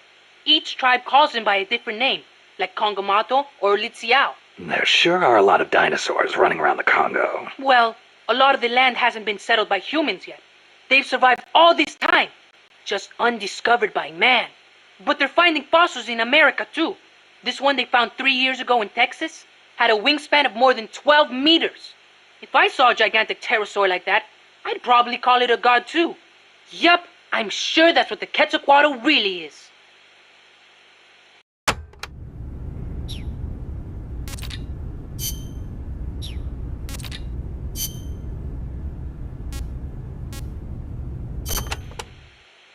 That was some escape you made from Strangelove's lab. Security inside was not so tight. The door to my room was locked from the outside, of course, but she took off the blindfold at bath time, so she could wash my hair. Huh. Pretty luxurious treatment for a prisoner. Wasn't it? She wouldn't undo the handcuffs, but she washed my body for me instead, and with such gentle care. Why'd you run away? Didn't she say you could go home in a month? If your escape attempt failed, you'd be in greater danger than before. I was supposed to be giving a presentation on the distribution of Costa Rican bird species at a conference. The date was approaching quickly. So, I pretended I had to use the toilet and made my escape.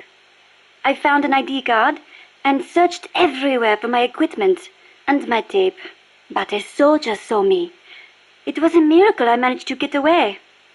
There was no time to find the tape. I do not care about the conference. I am lucky enough to still be in one piece. You bounce back quick. You don't? Not sure. I try not to dwell too much on the past, but... Then don't. There is no point. I am so glad to be out of there. I never felt safe, you know? Tell me about it. Well, I think she's interested in women. And I think she took a fancy to me. Oh, well, that's, Besides, it is much nicer here.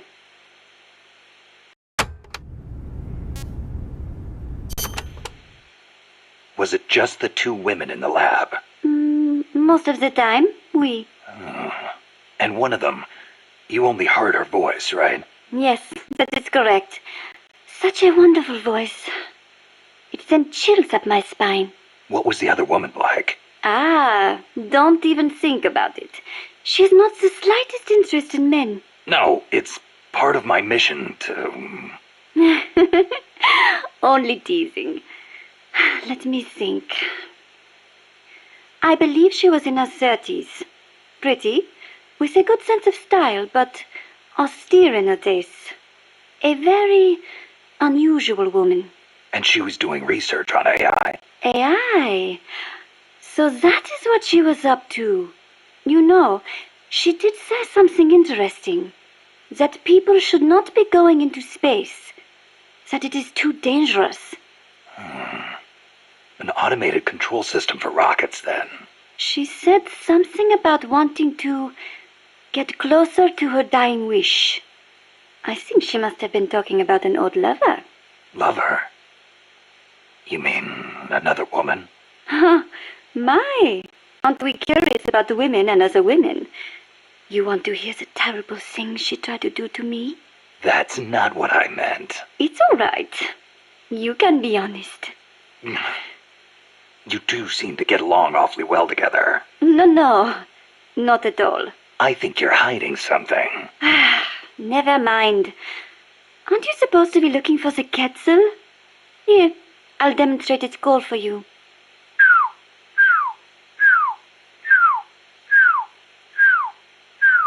I knew it.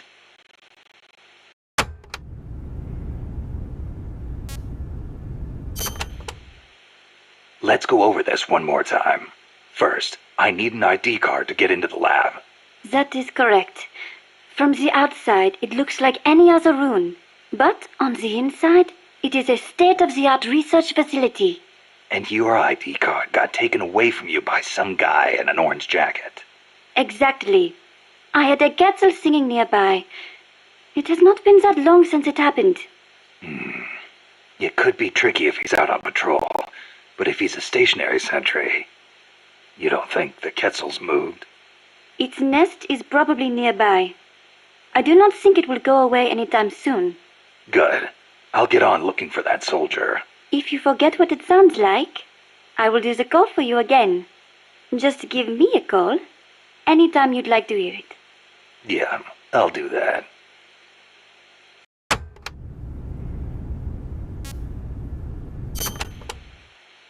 Let me get this straight. You were in Costa Rica as a bird watcher? Yes, I was. Not for pleasure, though. I am a researcher, after all. I am studying the distribution of Latin American bird species. With today's compact cassette tape recorders, even a woman like me can carry her recording equipment by herself. But it was a mistake to come alone. Even so, there sure are a lot of wild birds in Costa Rica. Aren't there? Over 800 different species. Said to be more than 10% of all living bird species on Earth. How many can you name, Mr. Ornithologist? Hey, I was just trying not to scare you. You should at least have a basic knowledge of Costa Rica. How about this? I will give you a thorough education, Mr. First-Time Ornithologist. Okay. Start by telling me about the Quetzal.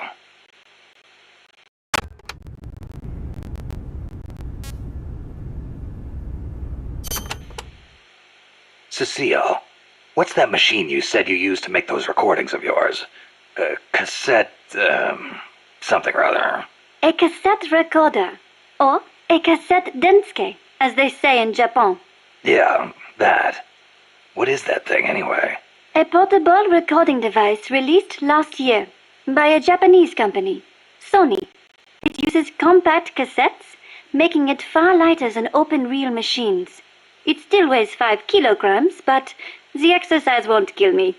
Ha! It is user-friendly too. All the buttons have markings on them, allowing you to operate it without looking at it. Can you imagine missing the shot of a lifetime simply because you blinked? Oh, that would be devastating. But where'd they come up with Densuke? Sounds like a Japanese name. Allow me to field that one. Kaz? Densuke is a nickname that comes from the name of an old manga character. Was he some recording nerd too? Don't give me that. Recording atmospheric noises is an exhilarating art. There's nothing like capturing the real world in action on tape. It's just like taking pictures with a camera, only with a microphone instead of a viewfinder. Sure. Listen to a tape with your eyes closed, and the scene just bursts to life in your mind's eye. Tell him, Cecile. Absolutely. When I listen to the sounds of the birds in my apartment, it is like I am back in the forest where I recorded them. See? She's a Parisienne. She knows what's chic. If you say so. And what do you like to record, Monsieur Miller? Me? Steam locomotives, no question. The roar of the engine, the throaty steam whistle. More animal than machine. Don't get me started. Steam locomotives are a dying breed in Japan. I wouldn't mind going back for a bit and making some new tapes while I still can. You are less civilized than I thought. Less civilized? I detest those beasts. The noise frightens off all the birds. Then there is the smoke. I much prefer the peace and quiet of the forest. Cecile, wait. That came out wrong. Sure it did.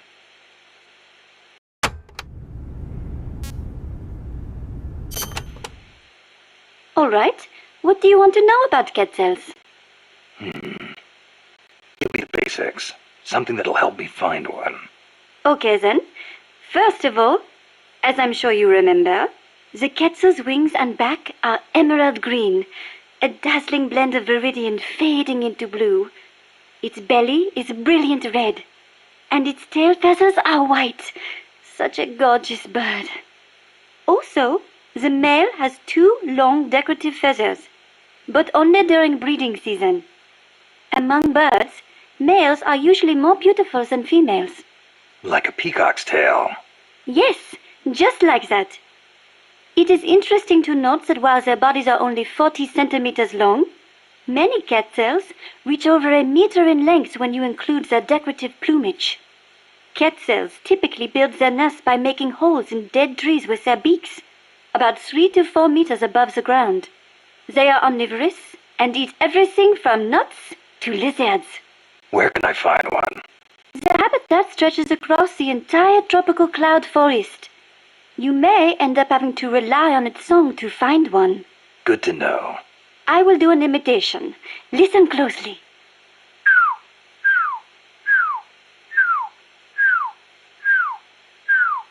Hey, not bad. Shall I do a chicken next? Cluck, cluck, cluck, quack, quack, quack. No thanks. That's enough. Are you sure? How about a monkey? Yeah, don't need that either. Oh, all right then.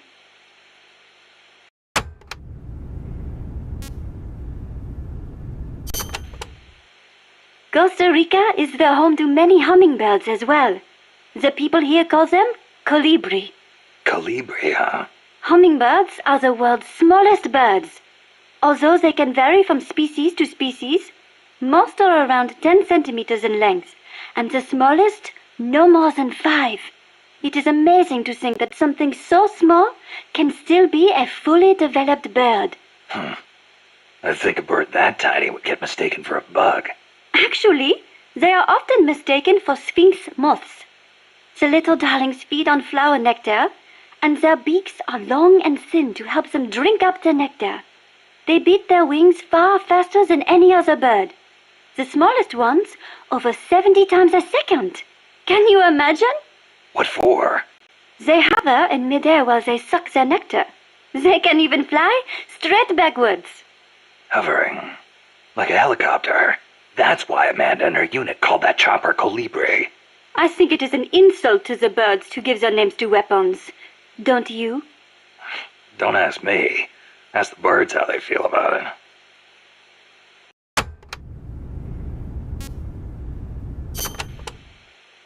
Have you ever heard of the mannequins? Never. Unbelievable! You came all the way to Costa Rica and you've never even heard of them? I didn't come here to look at... Mannequins are known for their beautiful courtship dances.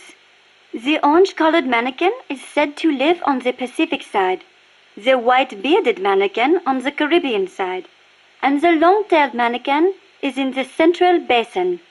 The long-tailed mannequins are especially distinctive. What's special about them? First, each young male picks an older male to teach him how to dance.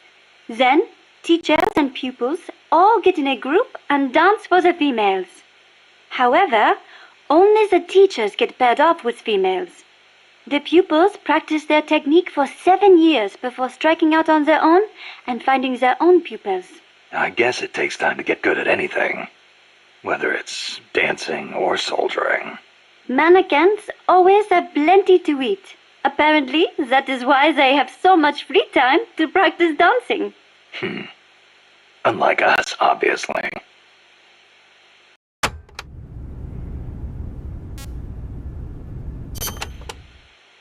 Another well-known bird of the cloud forest is the three-wattled bellbird. Wattled? What the hell's a wattle? It is just like your beard, Snake. What? It is a piece of flesh that hangs down from its chin. Kind of like whiskers, but not made of hair. A hanging piece of flesh. Oui, and it only grows on males. Nothing more important to a man than his beard. So, these birds are in the cloud forest too. They are normally found in the lowland rainforests, but they migrate into the highland cloud forests during breeding season. What the three-wattled bellbird is best known for, though, is its loud call. It makes these metallic bong and ding sounds, hence the name bellbird.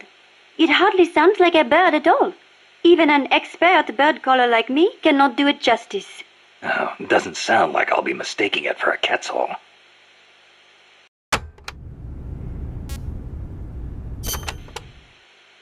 Do you know the national bird of Costa Rica? Honestly, and you call yourself an ornithologist? The national bird of Costa Rica is the clay-colored robin. It's a plain-looking brown bird found throughout the country. Why'd they make it the national bird then? Are there all kinds of better-looking birds like the quetzal? Ah, the clay-colored robin has the most exquisite song. And I think it is part of the Costa Rican national character to choose a bird everyone knows and loves over prettier ones. Somehow these people don't strike me as being very Latin. Speaking as an ornithologist, I am rather happy with that choice. Not all birds have to be pretty. Oh, and just so you know, the quetzal is the national bird of Guatemala.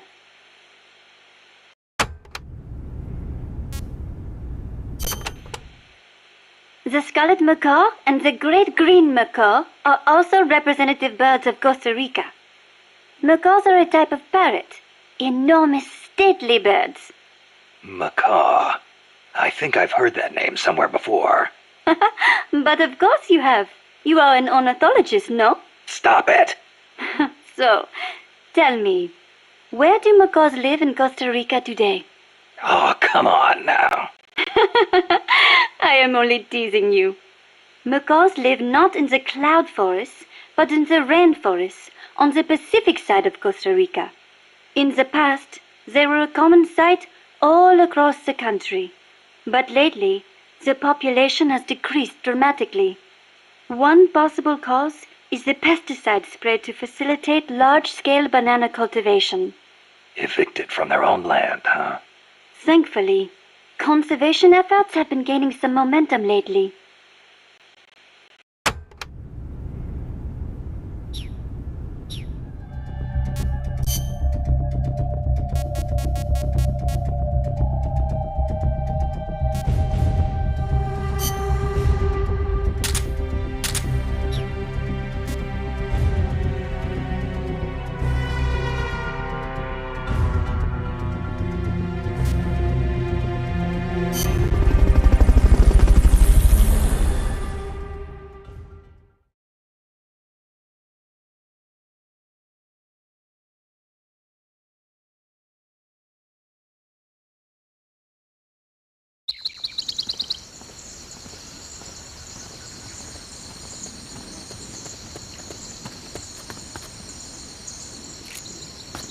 There's supposed to be a quetzal singing close to where your target is located. Keep your ears open.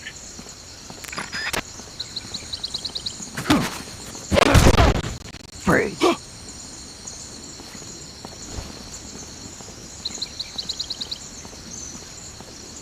Freeze.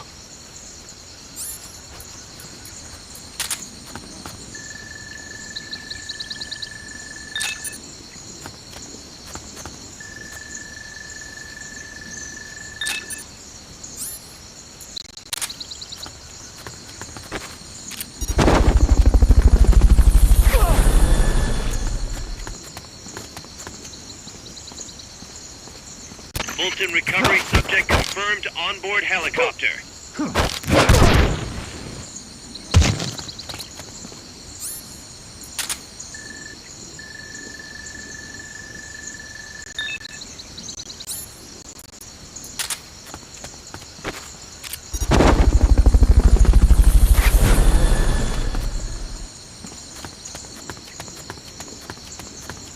Fulton recovery helicopter is complete.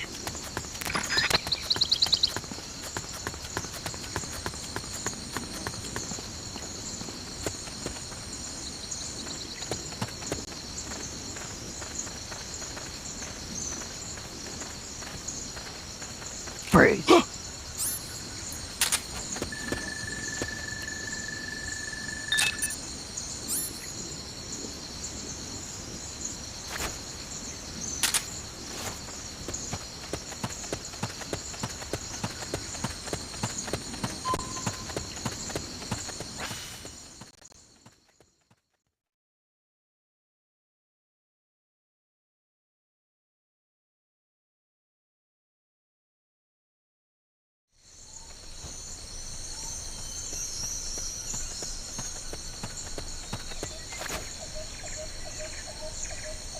Once you know which soldier has the ID card, do a body check.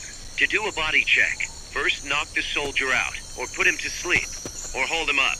That works too.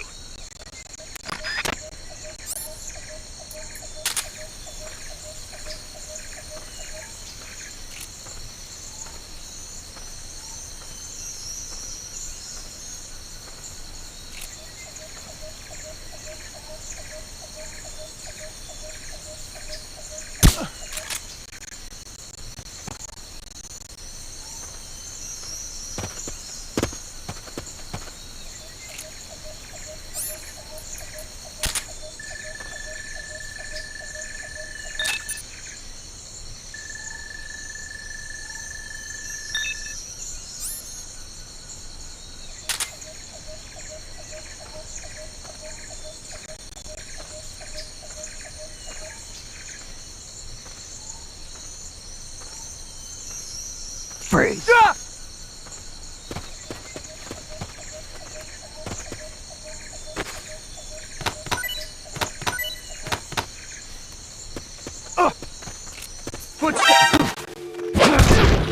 Freeze.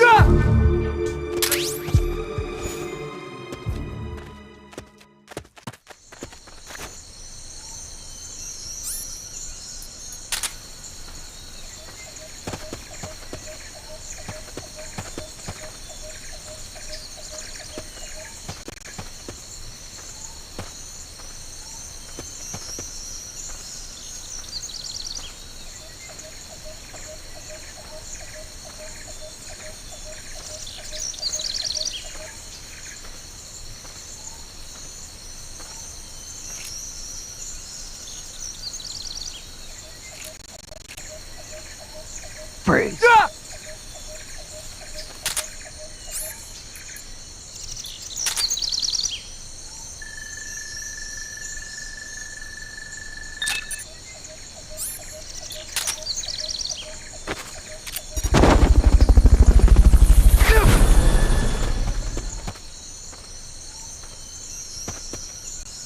Fulton recovery subject confirmed onboard helicopter.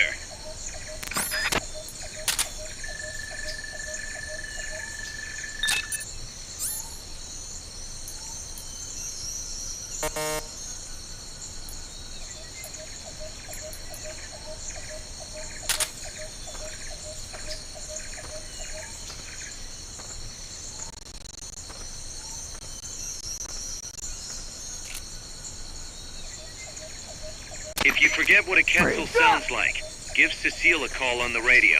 She'll remind you.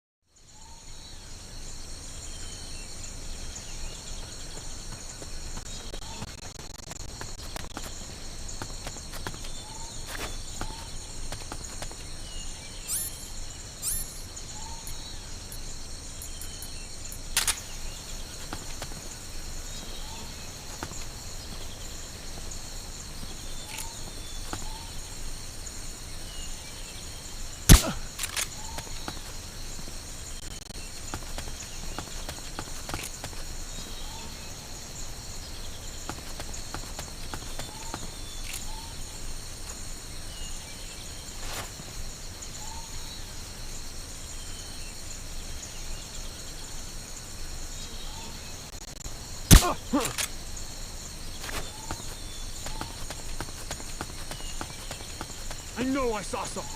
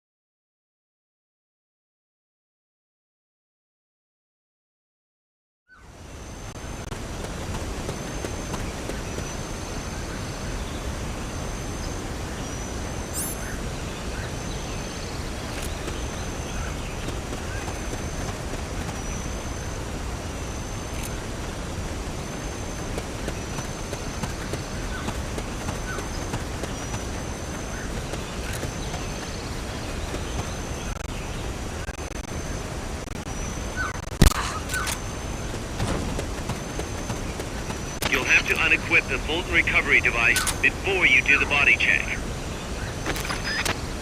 Snake, pick it up.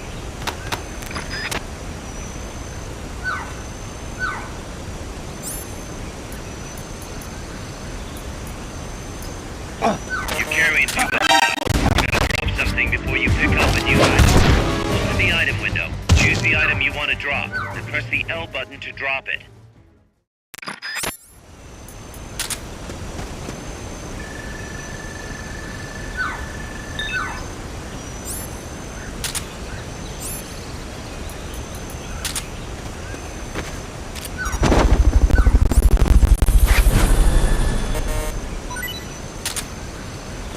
I bet you could use that ID card you found to get into the lab.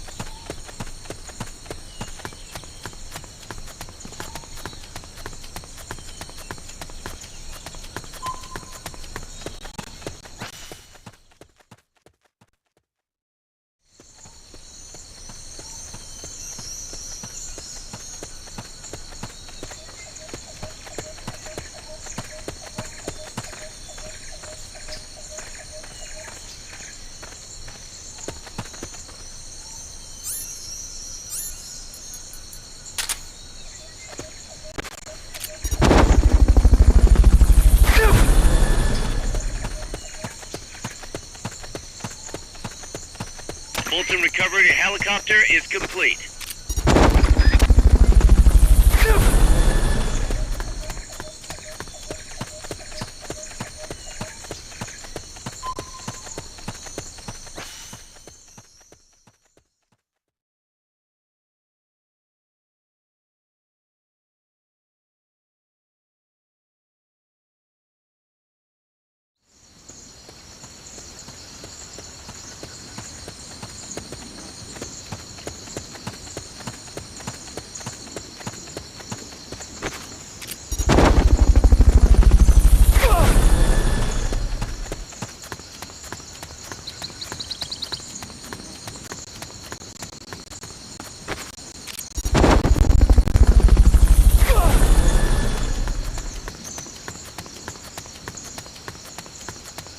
Fulton recovery subject confirmed onboard helicopter.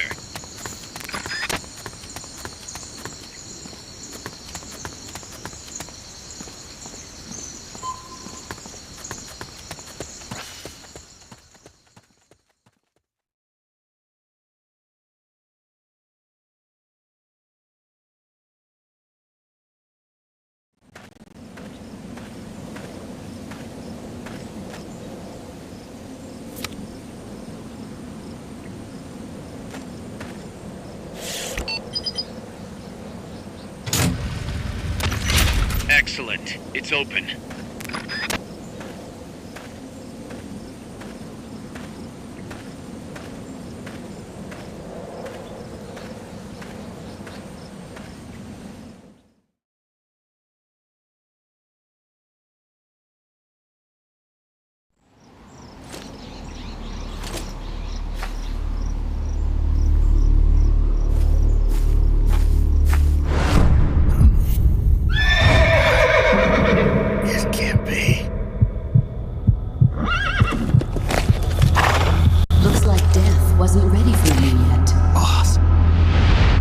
might you be? You. Dr. Strangelove, I presume. I've been waiting, Snake. Yes, waiting without joy or pleasure. Waiting for the one I despise. Don't move! Don't move? You men and your guns. You all say the same thing. I suppose you're here to destroy my research. Yes, I know. Just as I know what you did 10 years ago. Go on. Kill me like you killed her. Kill me like you killed the boss. Kill me! What exactly do you... Come on, Snake. Or should I say Big Boss? That filthy title given you as reward for murder. Do you still wear it with pride? You chose a shadowy country over the mentor who made you what you are. You brought despair to good soldiers everywhere. You used the pretext of a mission to kill a true hero. Is that what you call loyalty? Answer me! The boss. Well, what do you have to say for yourself? She betrayed America. She stole a Davy Crockett and then defected to the other side. She used an American nuclear weapon to attack Soviet territory. The only way for Washington to prove its innocence to Moscow was to eliminate the traitor themselves. The boss's death was the only thing that could have prevented all-out nuclear war.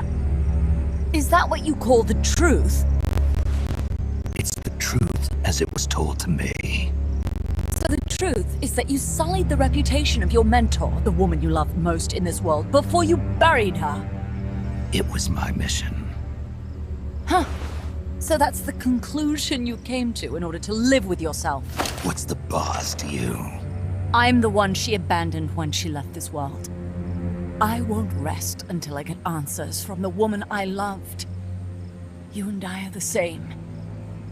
We are the walking dead. Would you like to meet her? The boss is gone. Not so fast. You'd like to meet her, wouldn't you? I can arrange it. You took her life. I gave it back. You what? Care for a sniff? It's only snuff. You're a cigar man, aren't you? Well, there's no smoking in there, so if you want to meet her, you'd best partake now. Follow me. This is my baby, my morpho butterfly. It's neither pupa nor cocoon, but an imago. A complete individual in the fullest sense of the word. Is someone there? Boss. We have a visitor. I'll introduce him. Don't try anything foolish. As long as we're in here, I can reduce you to carbon at the press of a button. Who are you?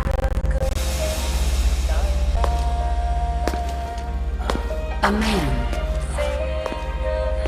A warfighter.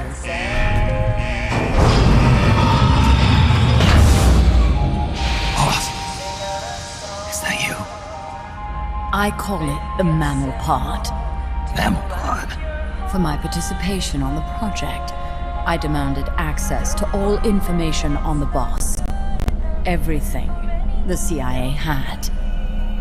Her personal history, military records, physiological data, correspondence, the files for every operation she took part in, every decision she ever made at every possible turn, what she took and what was taken from her, her pain and her pleasure, her joy and sorrow, her life and death, and yes, even you. Why would you do that? Coldman sought an MAD-based AI that would deliver an effective retaliatory strike against the most appropriate target in response to a nuclear attack from a hypothetical adversary. An unmanned device to act as a deterrent capable of making the decisions and taking the actions that human beings cannot.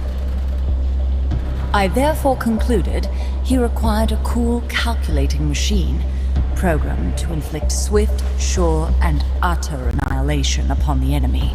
No retaliation. But he took it upon himself to come up with a different answer.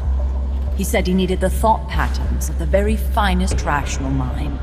one that thought on a global scale, took both past and future into consideration, and reached the best decision, no matter how painful. And that's why you asked for everything they had on the boss. It was the logical thing to do.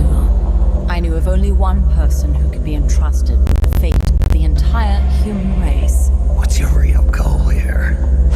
To clear her name. Why was a legendary hero forced to betray her country? Why was she targeted for assassination by you, her most beloved disciple? I have no use for fabrications.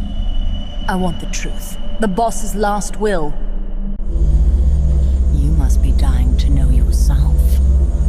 No. She abandoned her country. Abandoned us all. Really? You think you understand her feelings? You're trying to recreate the boss's last will. Is that it? Why don't you ask her yourself, Jack? What?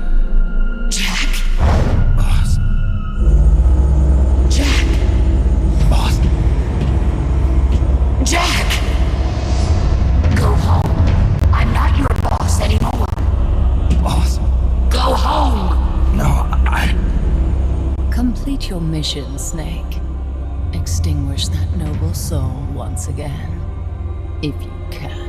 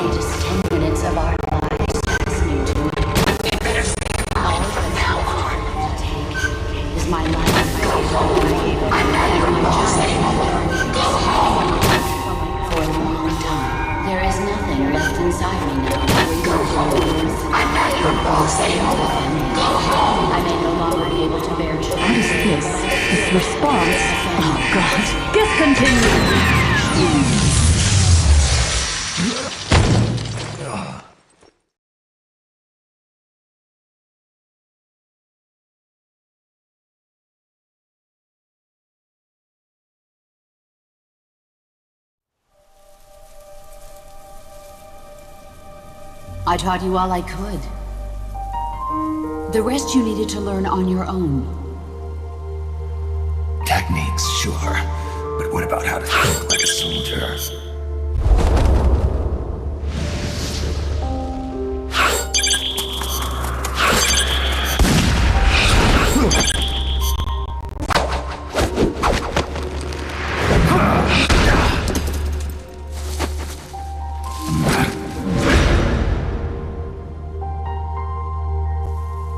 There's a saying in the Orient, loyalty to the end. Do you know what it means? Being patriotic. It means devoting yourself to your country.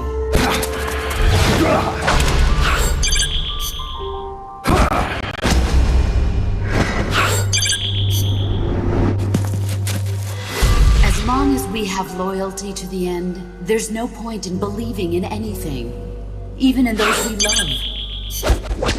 That's the way a soldier's supposed to think. The only thing we can believe in with absolute certainty is the mission, Jack. As long as we have loyalty to the end, there's no point in believing in anything, even in those we love. That's the way a soldier's supposed to think. The only thing we can believe in with absolute certainty is the mission, Jack.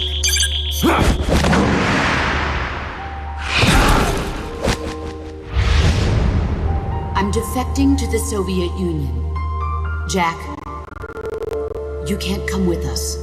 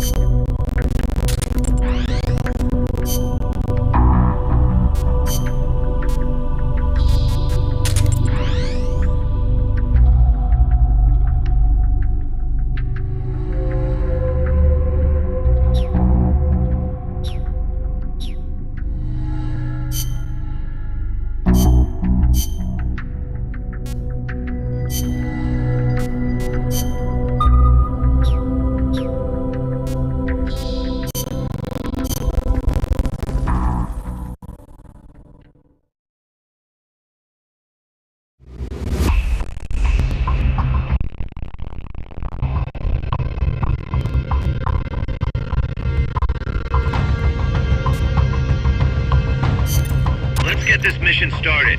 Complete the mission and proceed to the Fulton recovery point so we can get you back alive and well. Good luck out there.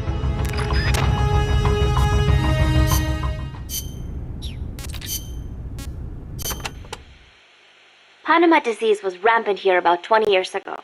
putting a lot of banana plantations out of business. Panama disease? It is caused by a type of fungus. Apparently it killed off almost all the banana species that used to grow here. How could that happen? Cultivated bananas do not produce seeds. You have to remove and transplant part of the stem yourself. You plant them in the fields. So you've got acres of identical plants? See, when one plant is infected, the disease spreads quickly. Species lacking genetic diversity become weak. They grow different bananas today, one said to be resistant to Panama disease.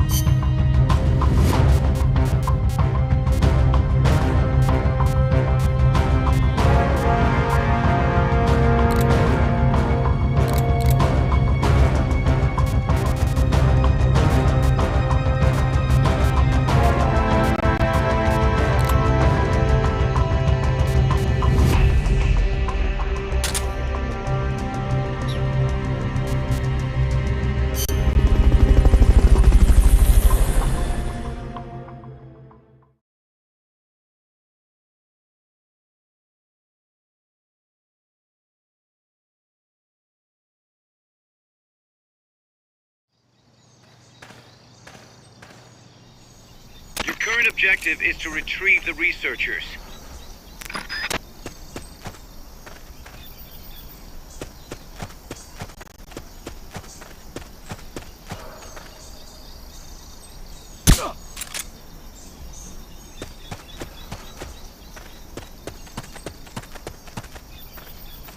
Guess not.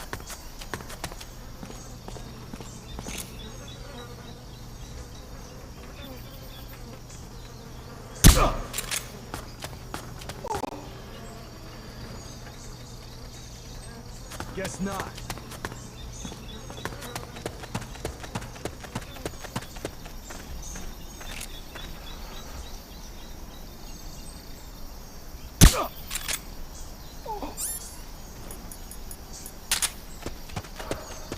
Guess not.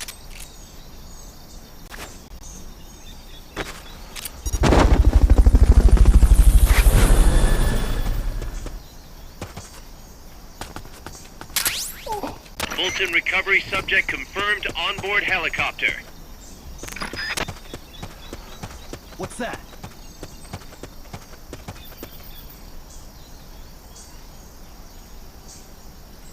Guess not.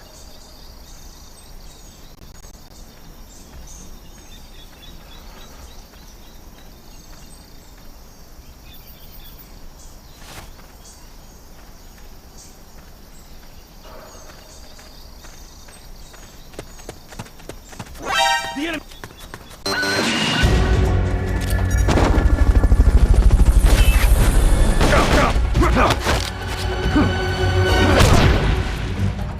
Fulton recovery helicopter is complete.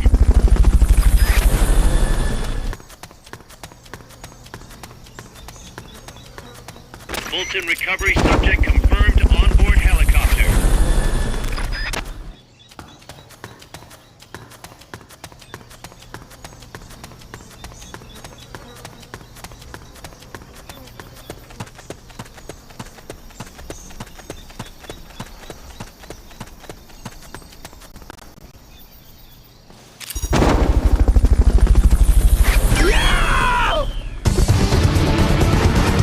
Mission complete. Great job.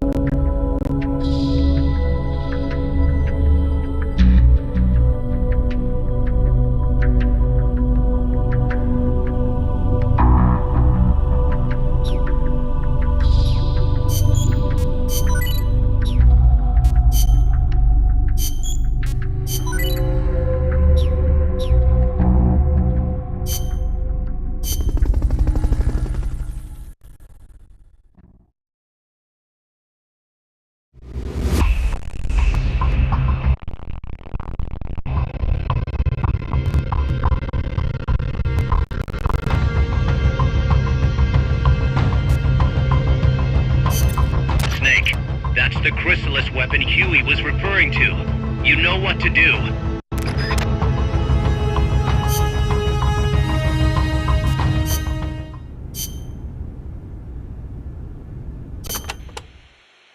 Apparently, each part of an AI weapon is connected to a memory board inside the AI pod. Destroying a part will release the lock on the memory board. After that, climb in the pod and you'll be able to grab whichever boards you've unlocked. Only thing is, any parts you destroy can't be collected and reused, so you'll have to decide which is more important.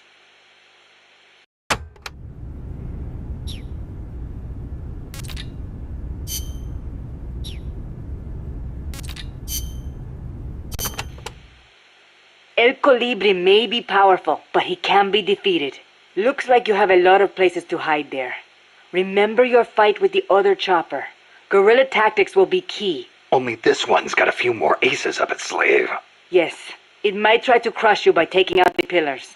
Also, watch out for the smaller craft that abducted Chico. The Chico Libri. Chico Libri? It means son of Colibri. If it gets you, you'll just have to wriggle your way out. You might get away if you're lucky. I'd rather not have to take that chance. Indeed. That would be best.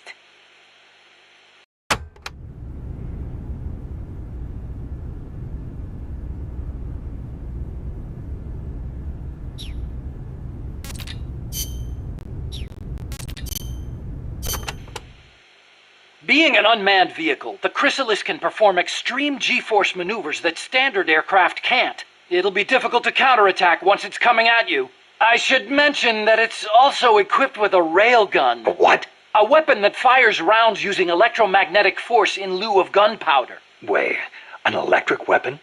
Not exactly. The rounds themselves are conventional shells. It creates force by running an electric current through a magnetic field. Fleming's left-hand rule. Didn't they teach you that at school? Not at mine. Oh. Anyway, as the railgun uses electromagnetic force, it needs to charge before firing. Once you see it starting to charge, take immediate evasive action. Also, as with the pupa, destroying the AI will put the unit out of commission. Do enough damage and it'll have to land. Use that opportunity to get in the AI pod. Wait too long and it'll start to repair itself. Be sure to shoot the hatch the moment it lands. I think I can handle that.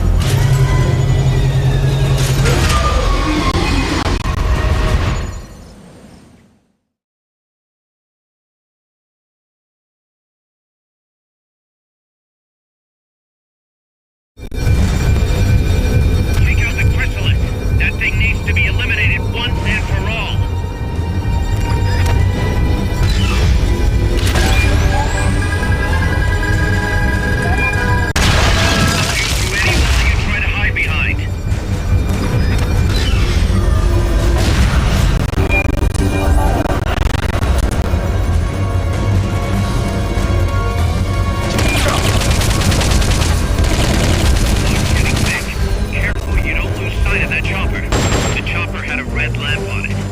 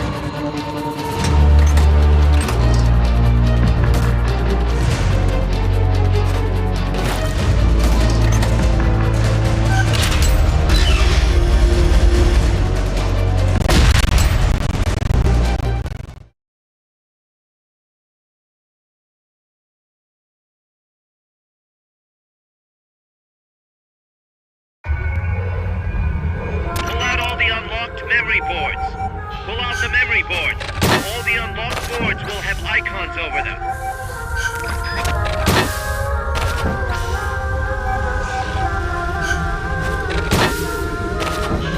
Any boards you remove can be used to build our own AI weapon.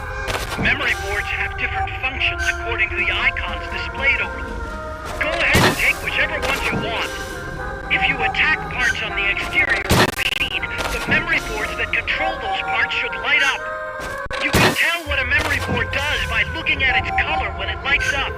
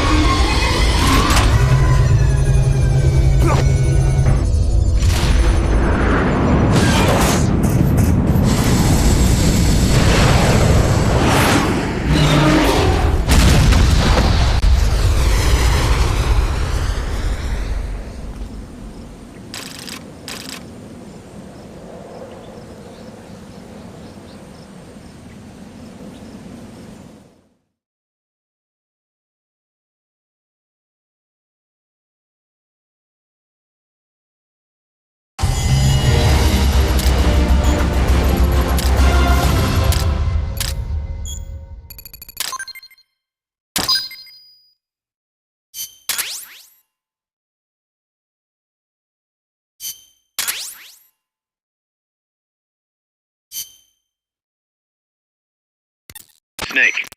She played me like a piano. Forget about it. You'll get him back. That is as long as you've got the will to do it. I am not giving up. All right then. I confirmed the location with Huey. The final testing base for Peace Walker is 15 miles to the north of that lab. It's an underground facility disguised as a rock quarry. All you need to do is sneak in and destroy the AI for good this time. Right. Snake, you can destroy it, right? Yeah. We all have our limits. Actions beyond our abilities. Don't worry. I won't screw it up this time. You're the one who killed the boss. Destroying that AI means reliving that memory. It's just a machine. Snake, I'm worried. Worried? For the same reason the CIA entrusted the nuclear launch to an AI. A man can condemn a handful of criminals to the death penalty if they're prepared to assume that responsibility. But who among us could do the same to hundreds of millions of innocent civilians? Who could reduce thousands of years of human history to ash in an instant? Could any flesh and blood human being make that decision? No way in hell. No one man can bear the burden of total genocide. It's what's allowed our cowardly species to survive all this time. But for a machine, willpower is no issue. What are you saying, Kaz? You're a hero, Snake, but you're not a machine. That I can't destroy that thing? That machine's not the problem. It's that the boss still lives inside of you. Bullshit! She's dead, Snake. It's time to come to terms with that. Let me put it another way. You've left everything behind. Your country, your identity, your past and ideals. But there's still one thing you haven't let go of. What are you talking about? The boss. You still haven't let her go. That's why you're so afraid to find out the truth about her. And that's what's holding you back from your future. Snake, she died a decade ago. How long can you live with a ghost? Kaz, I thought I knew everything about her. But I still don't understand what happened to her at the end. There, you're no different from that scientist woman. When she didn't believe me, I realized something. That debriefing I heard could have been part of the cover story they made up. Now, even I'm not sure what her real intentions were. Why did she take that mission? How did she feel about dying? Why was I chosen? You want to know the truth? Ah! The truth won't change the past. You still want to know? No. I took on this mission for a kid who believes in peace. Fine then. There's no point in arguing. Peace Walker is on the verge of completion. Come on, boss. Let's get to that base.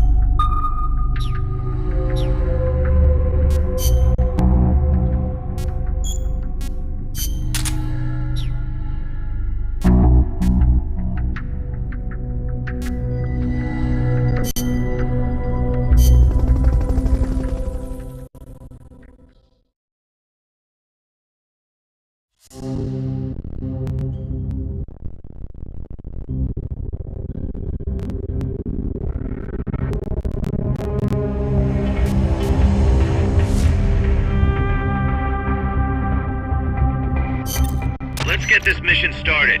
Complete the mission and proceed to the Fulton recovery point so we can get you back alive and well. Good luck out there.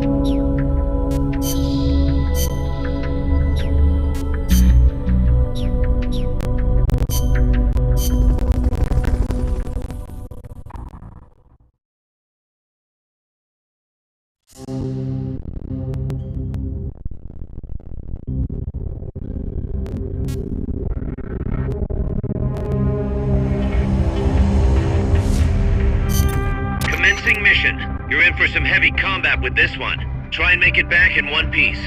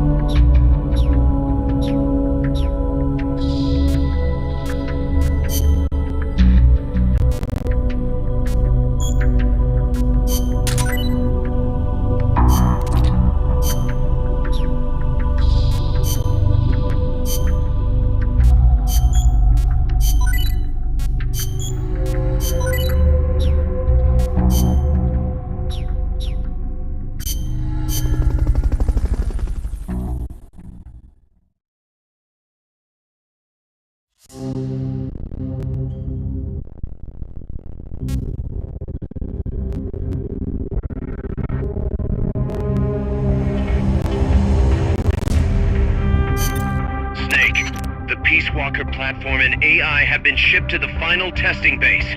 Once assembled, it's only a matter of time before they launch the nukes. Hurry!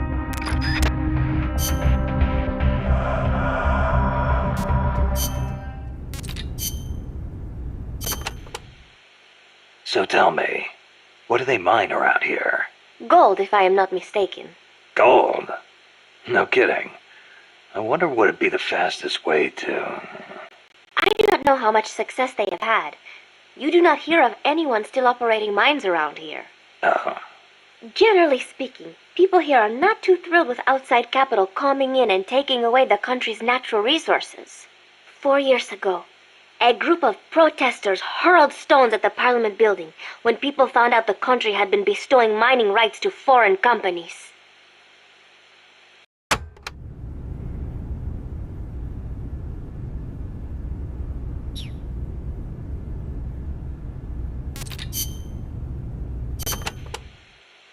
I remember those barracks. They're full of crisscrossing pathways, so visibility is terrible.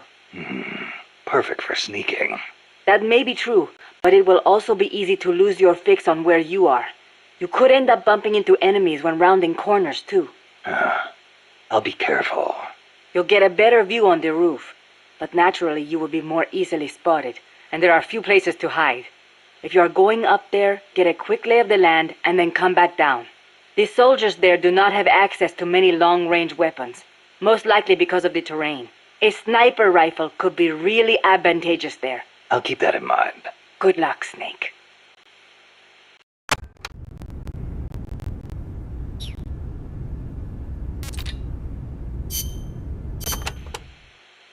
A base disguised as a mine? We never made it that far. I don't know what kind of place it is, but you better be careful, just in case. I plan to. I've heard that the American Army keeps dead alien bodies and UFOs in secret bases. Aliens? There are billions of stars in space. You've got to think that at least a few have civilizations more advanced than ours. I'll bet they visit Earth in UFOs. In 1947, the Army actually announced that they had caught a flying disc-shaped object near Roswell, New Mexico. Maybe you don't know about it, but those Army guys, they all know. Oh, you don't say. Anyway, there's no telling what kind of mystery weapons they might have stashed up there. Watch your back.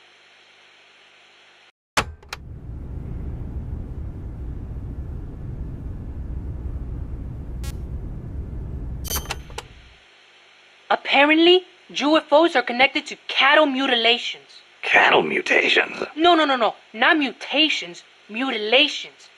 It's a word I'd never heard before. People have been reporting their livestock dying in mysterious ways near the same places where UFOs have been sighted. They say the bodies are drained of blood and the eyeballs and sexual organs are gouged out. Wow, when you leave a corpse cut open in a field somewhere, the ground soaks up the blood. Yeah, but supposedly these cows weren't cut up by any man-made means. Maybe maggots got to them. In some cases, they detected radiation. Radiation? Even in our own town, we had goats that died in strange ways. Some said they saw a monster.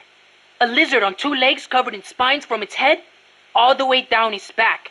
I wonder if that's what the aliens look like. Or if it was some pet they brought with them. Either way, doesn't sound like a very advanced civilization to me. Well, if you see one, tell it I said hi. Sure, if it speaks human.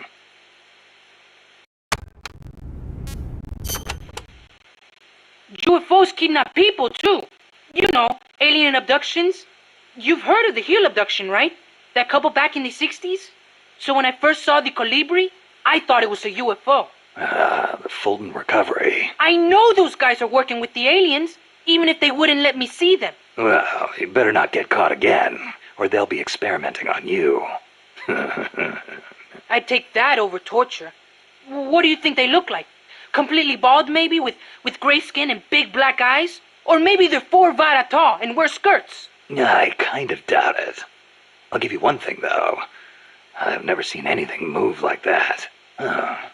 Maybe the CIA really did make contact. You see? It's true!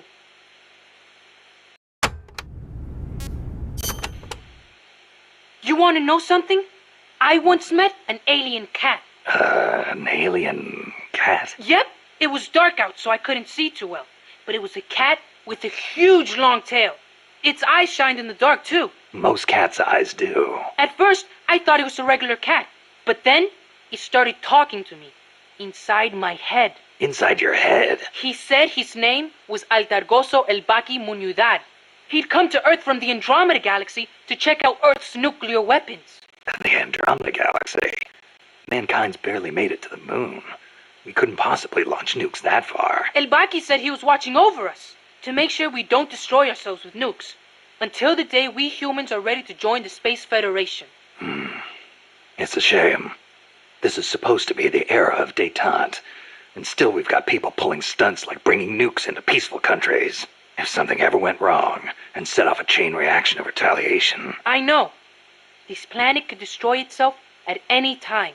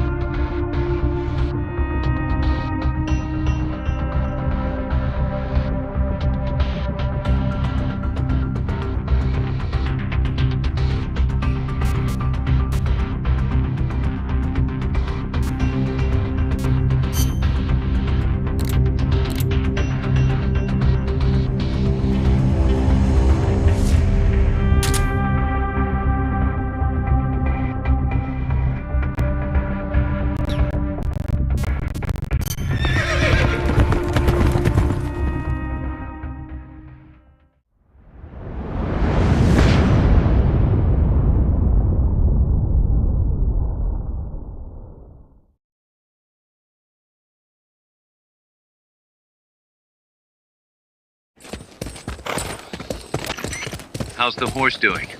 Not too bad. You'd never know he was over 20 years old. He was hers, after all. Seems like some part of her became a part of him.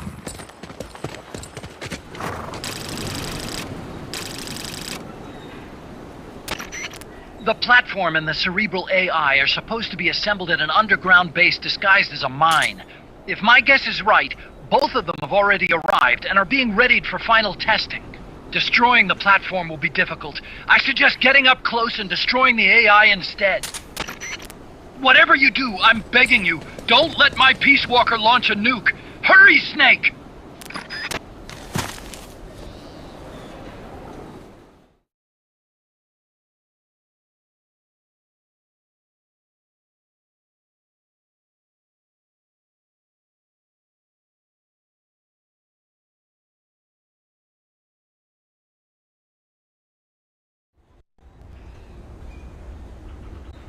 Peace Walkers in a base due west of your current position. Move out.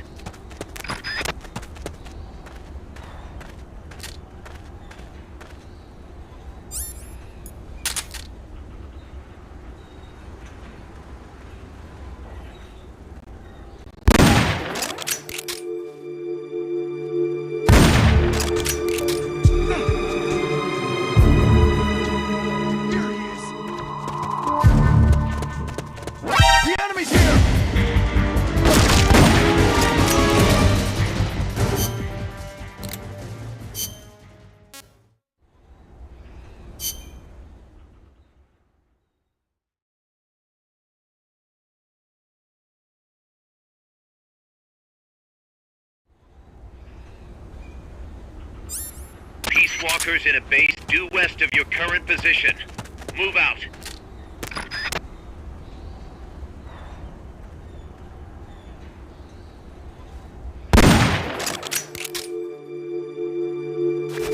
Enemy attack!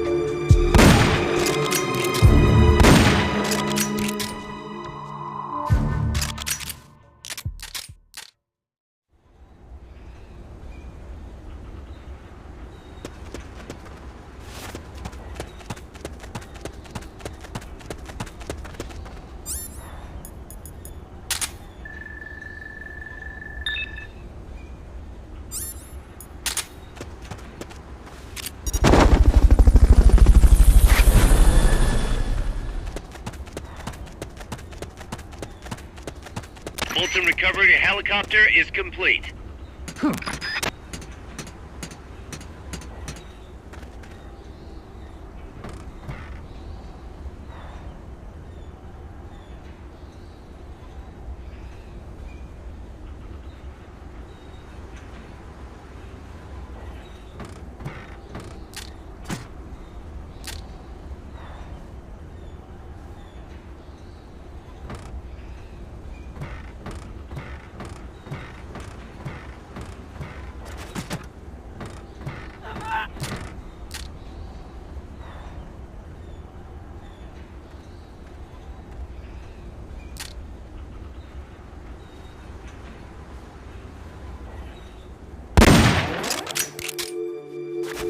I heard gunfire!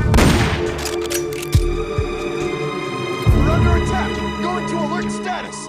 Understood. Maintain heightened alert. Enemy attack! Here he is!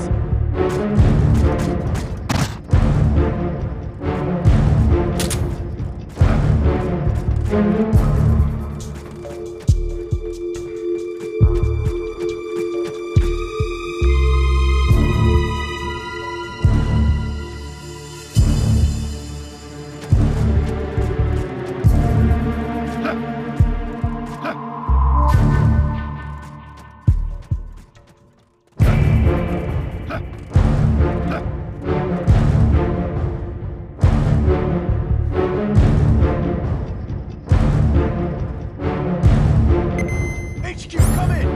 This is HQ. This is patrol. All clear. Understood. Stay vigilant.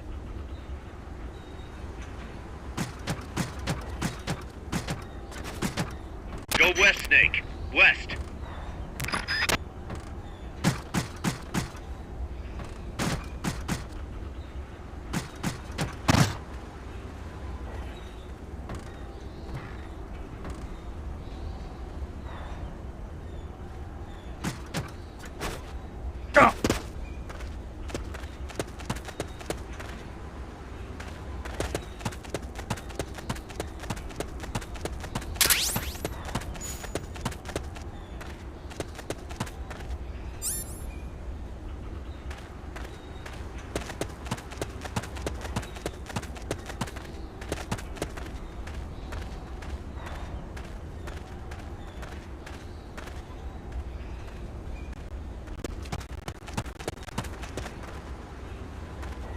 The enemy's here!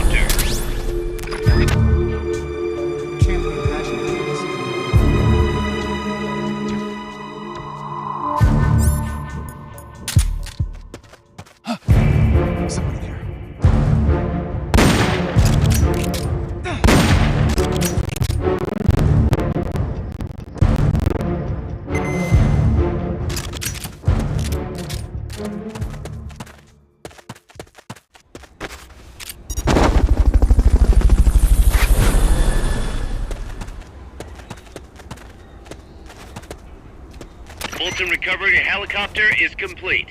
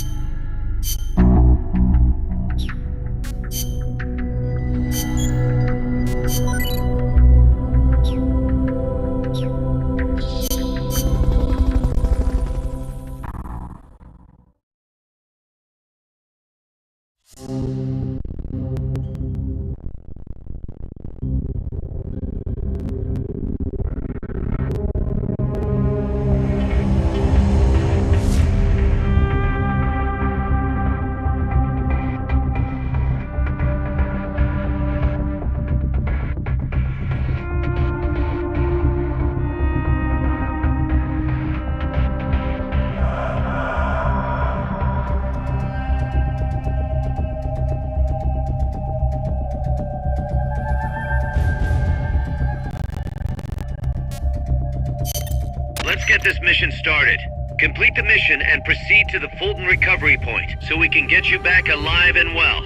Good luck out there.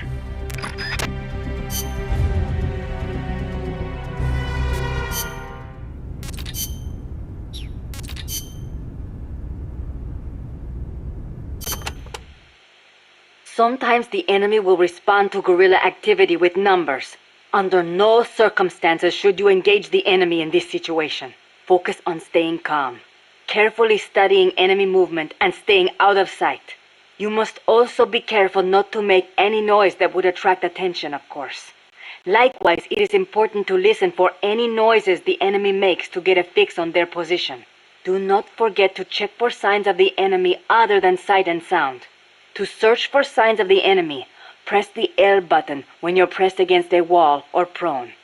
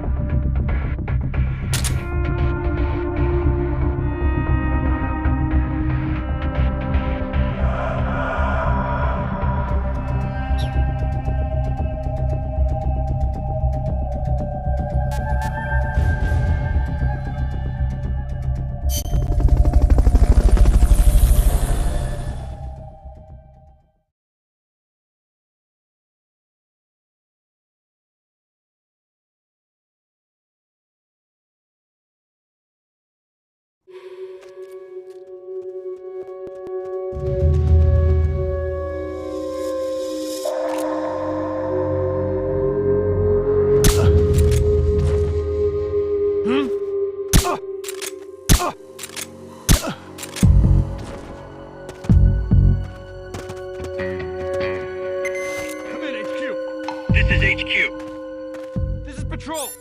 All clear. Understood. Return to base.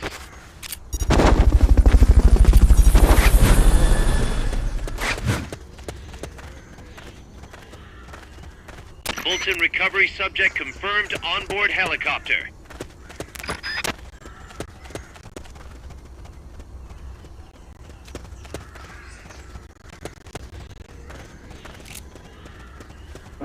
We're under attack! Mission's a failure. Return to base.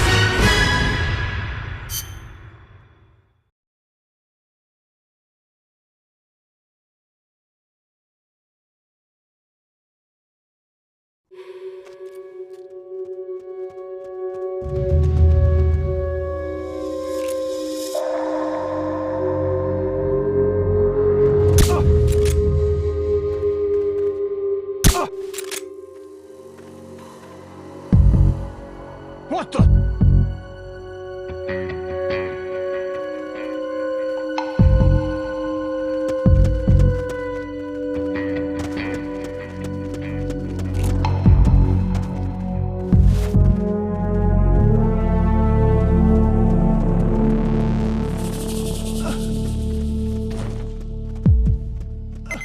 Come in, HQ.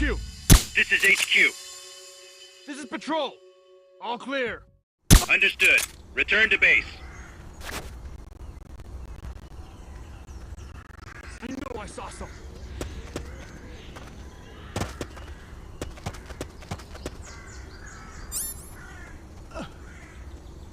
Hmm?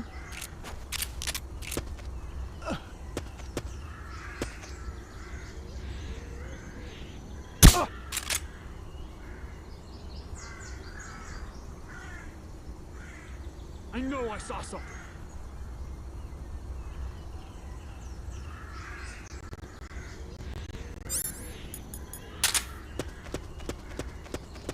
Hmm? Hey!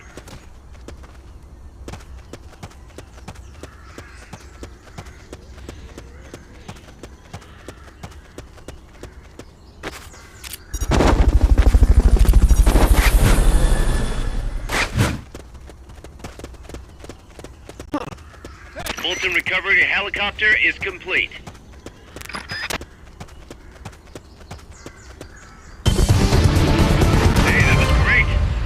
to see what else you can do.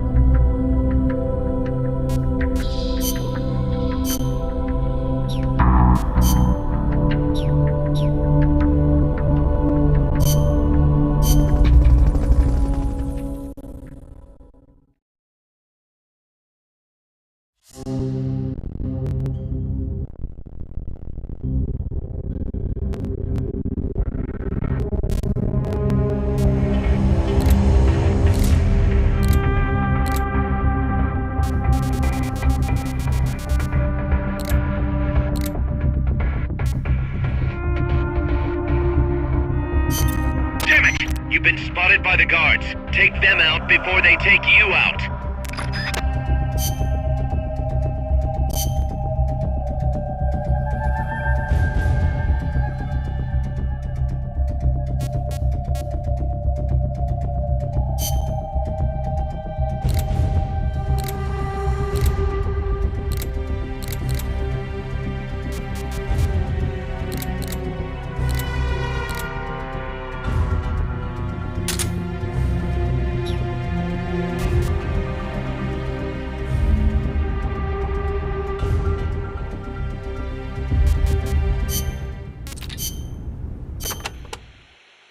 They must have had to clear a considerable amount of forest to open up that mine. No doubt. So much for any hiding places, too. And it is not just the forest. Without the proper precautions, the mine's wastewater could pollute the groundwater. And to top it all off, they are developing nuclear weapons there too. How can people care so little about their own country? I'm not the one to ask about that. Well, you may have abandoned your country, but you still treasure where you came from. You think so? Sure. I know you do. Paz, whatever you do, never stop loving your country.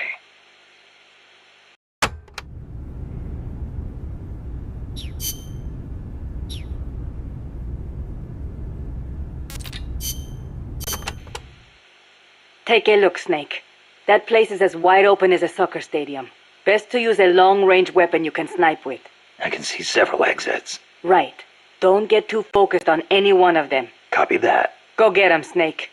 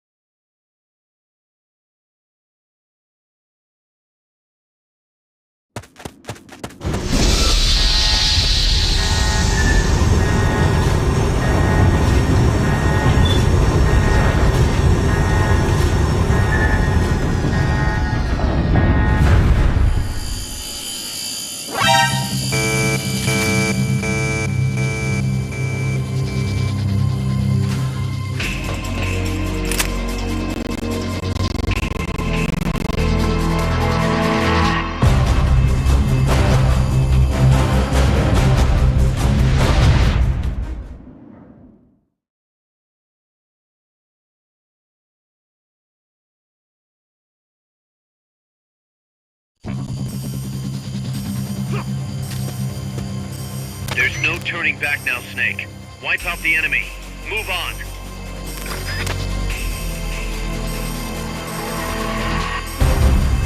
Snipers will get a bead on you from a distance. Just because you can't see them doesn't mean they're not there.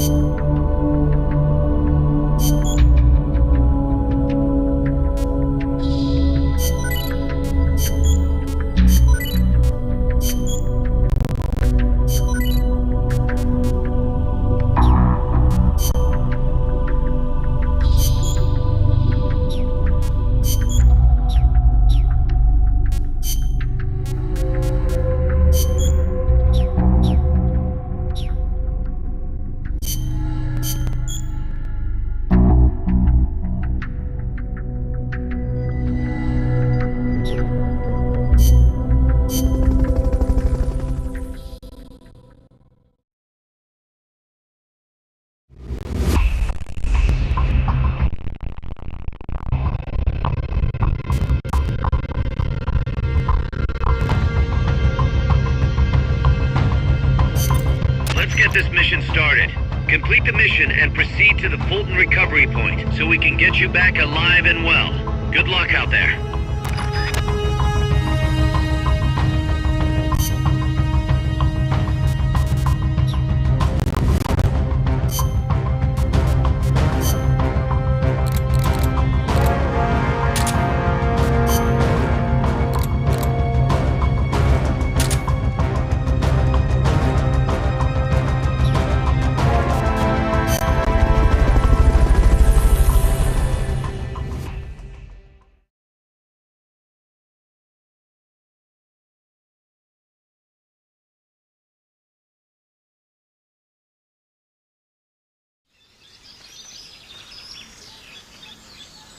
Stay out of the enemy's sight as you recover those supplies. And don't get lost.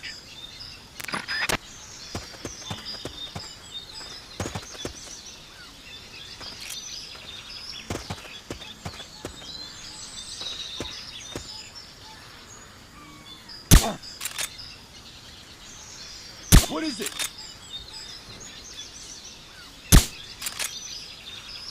Get up!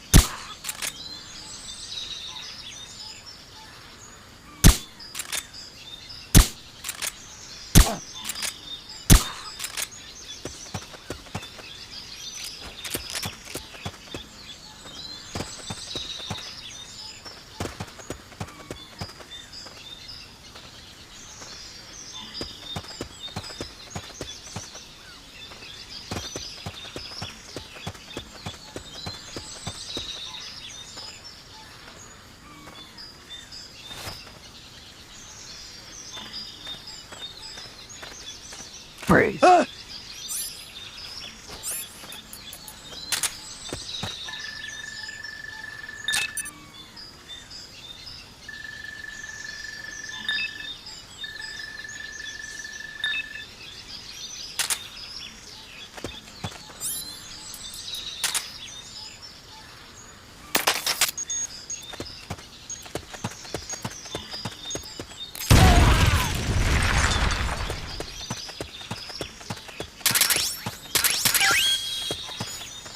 Head for the recovery zone.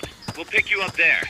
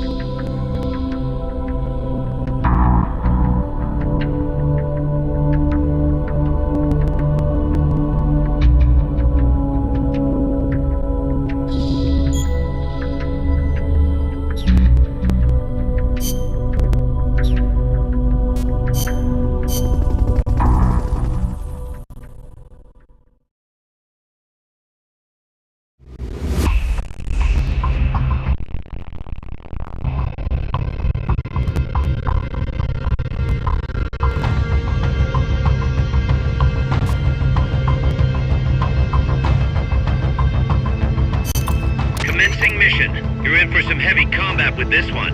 Try and make it back in one piece.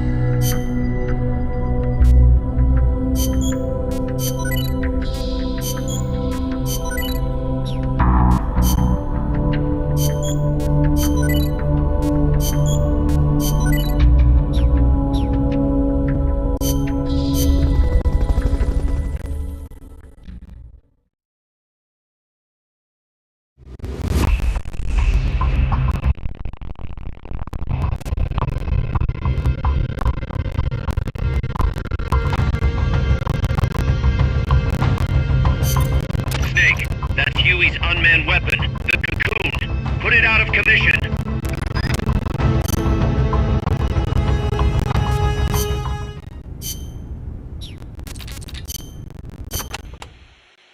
That is El Escarabajo, the beetle. Even we don't know the Escarabajo's weaknesses. That's not what I wanted to hear. You could try asking that scientist, Huey, right? This is just common sense, but once it fires a missile, it must take time to reload. And moving a machine of that size must require the release of considerable amounts of heat. Another option would be to take out its weapons. Sorry I wasn't much help. No, you've given me some ideas.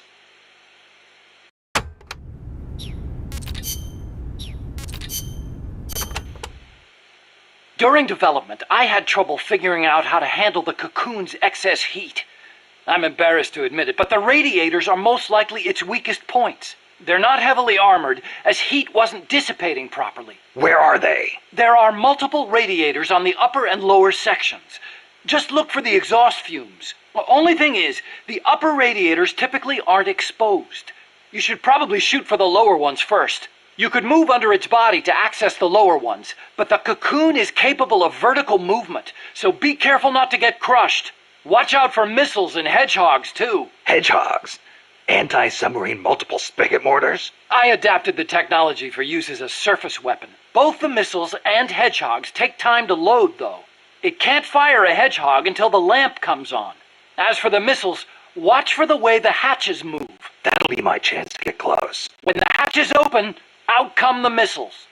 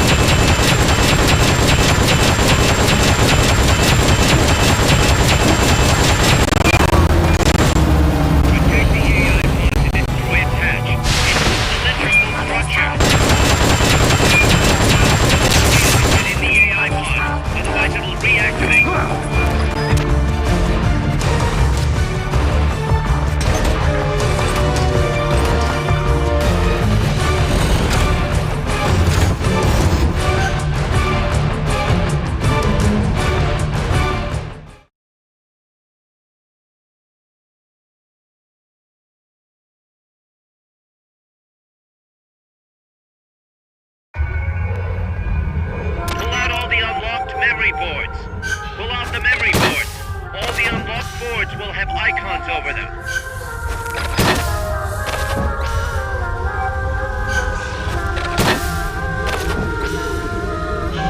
Any boards you remove can be used to build our own AI weapon. Memory boards have different functions according to the icons displayed over them. Go ahead and take whichever ones you want. If you attack parts on the exterior of the machine, the memory boards that control those parts should light up. You can tell what a memory board does by looking at its color when it lights up.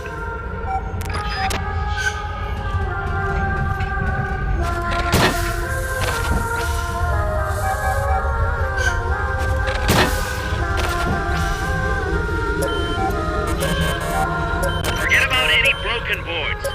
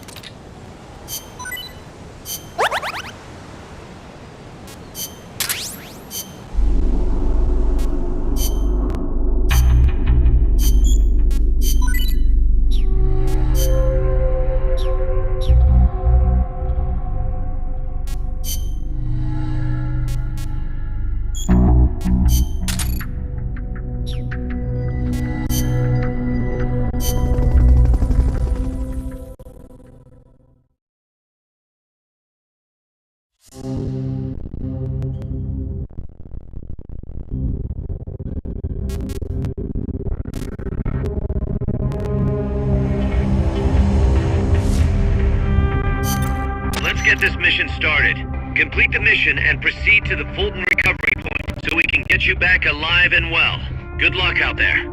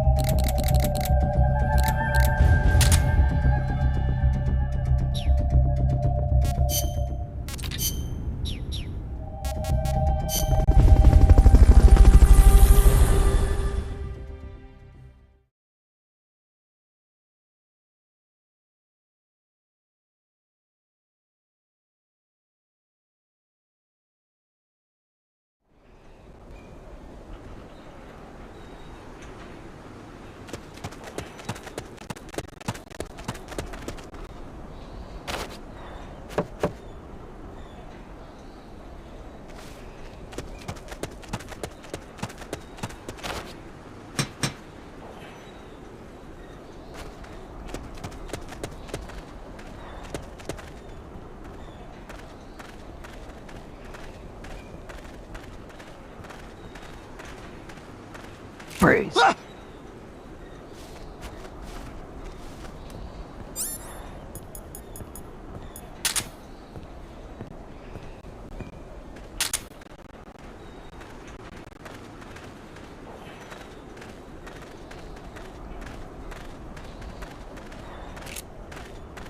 Freeze.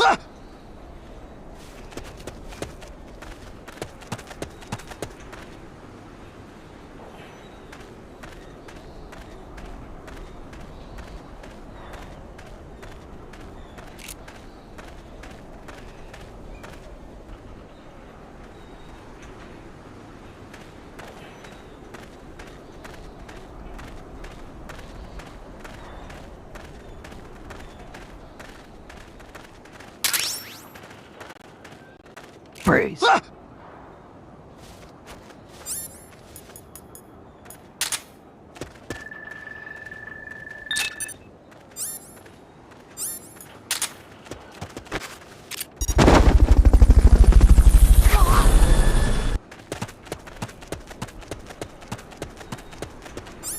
Fulton recovery subject confirmed onboard helicopter.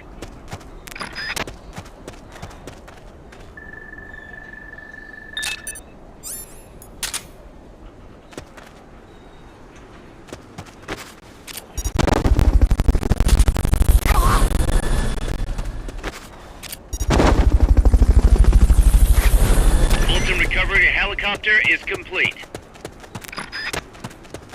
Fulton recovery subject confirmed onboard helicopter. I heard something.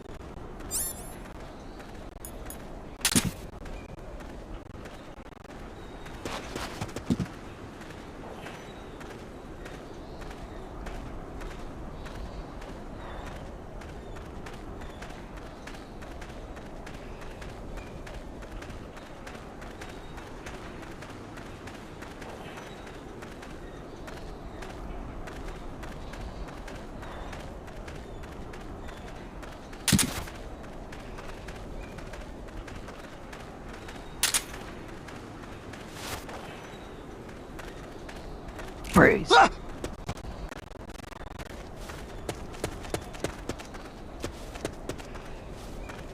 Can't be imagining. Freeze.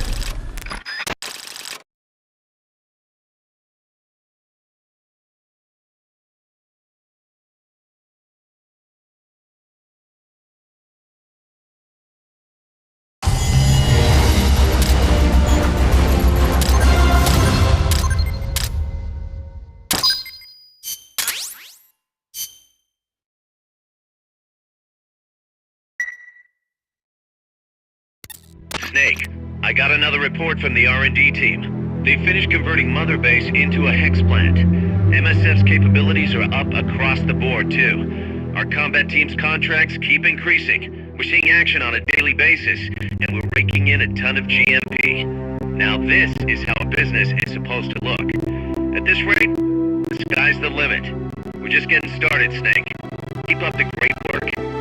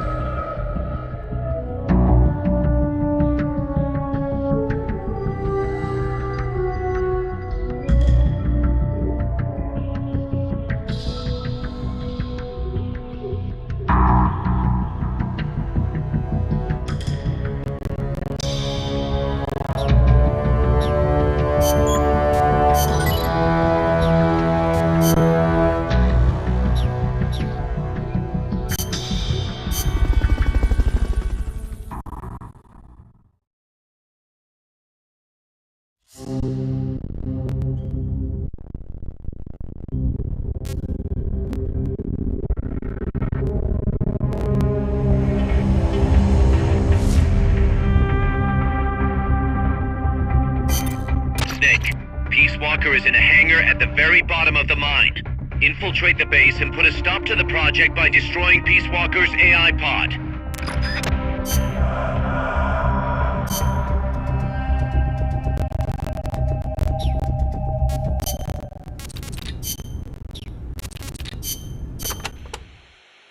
Enemies carrying shields can be a real pain in the ass. To hear Amanda tell it. Trying to fight those bastards while they sit behind their shields taking pistol shots at you is enough to make you want to rip your hair out. Get around and flank them if you can.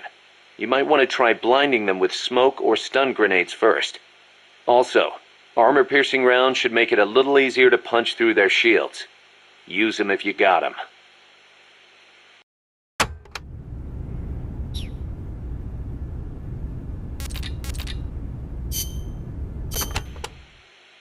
Wow, you made it all the way to El Basilisco's hangar. None of us has ever gone that far. I have no idea what the underground base is like. Wish I could say the same. It'll most likely be some kind of building, so... Plenty of places to hide. Right, but security will be extremely tight. Do not forget that the odds are stacked heavily against you. Yeah.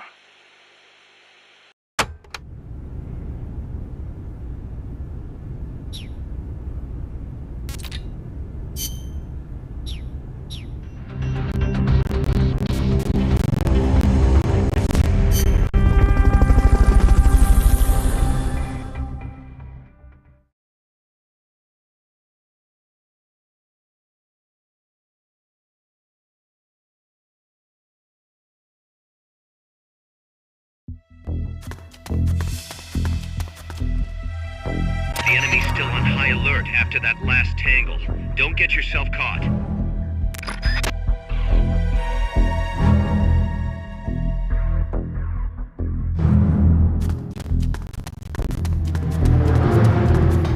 Blue team, search for the intruders. Gold team, guard the elevators. Go! Hey!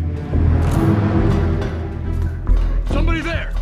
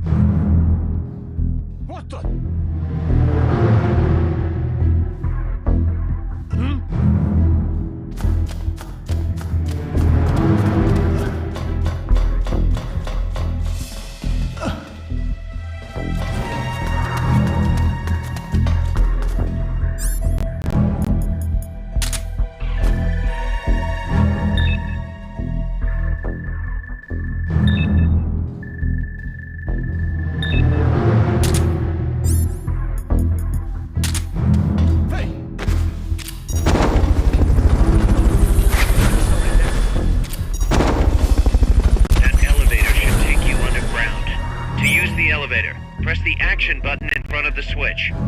Fulton recovery subject confirmed onboard helicopter.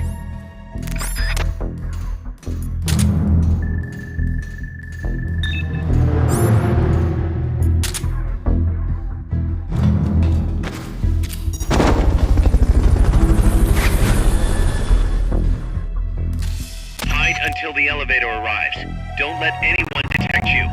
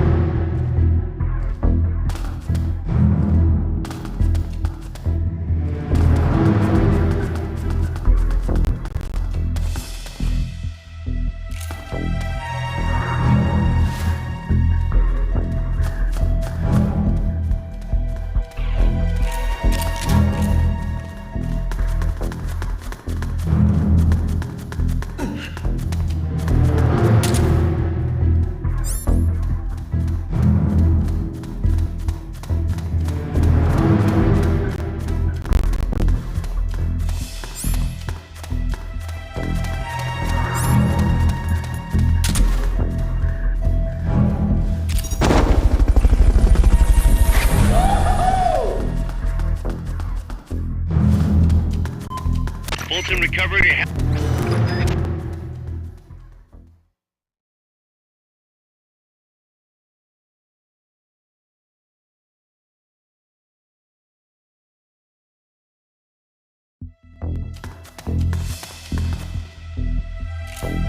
What's that?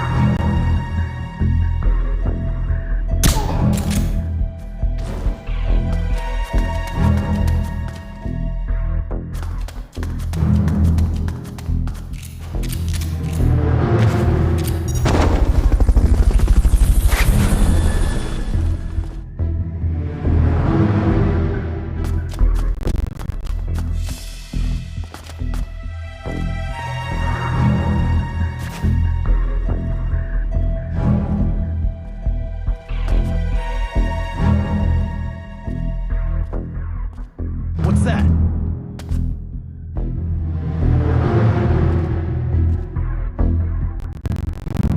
Guess not.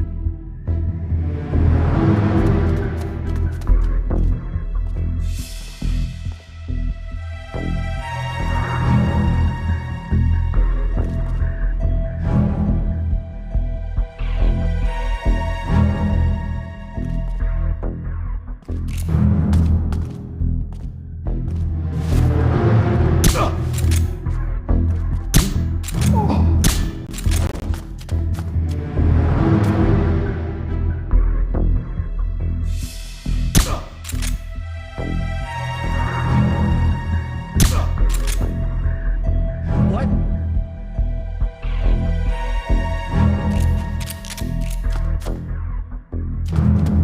What?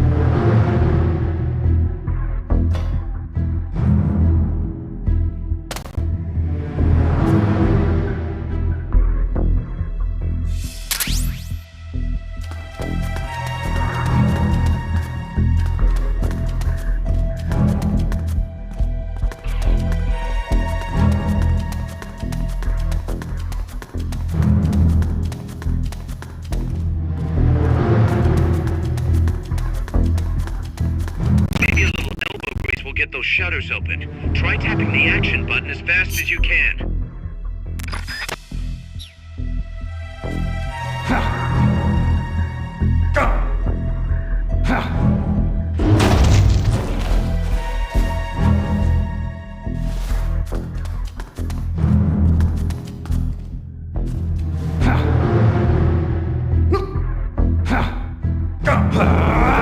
Nice, Nick.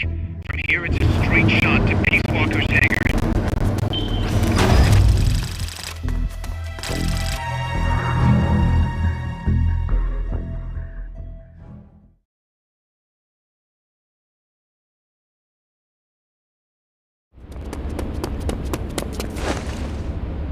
Initiate. What's the situation? We're waiting on acknowledgement from Reptile. It could be a while. Don't take all night. Coltman. I'd like to perform one final check. Everyone, take a break. I've got some concerns about the dummy. Now's your chance, Snake.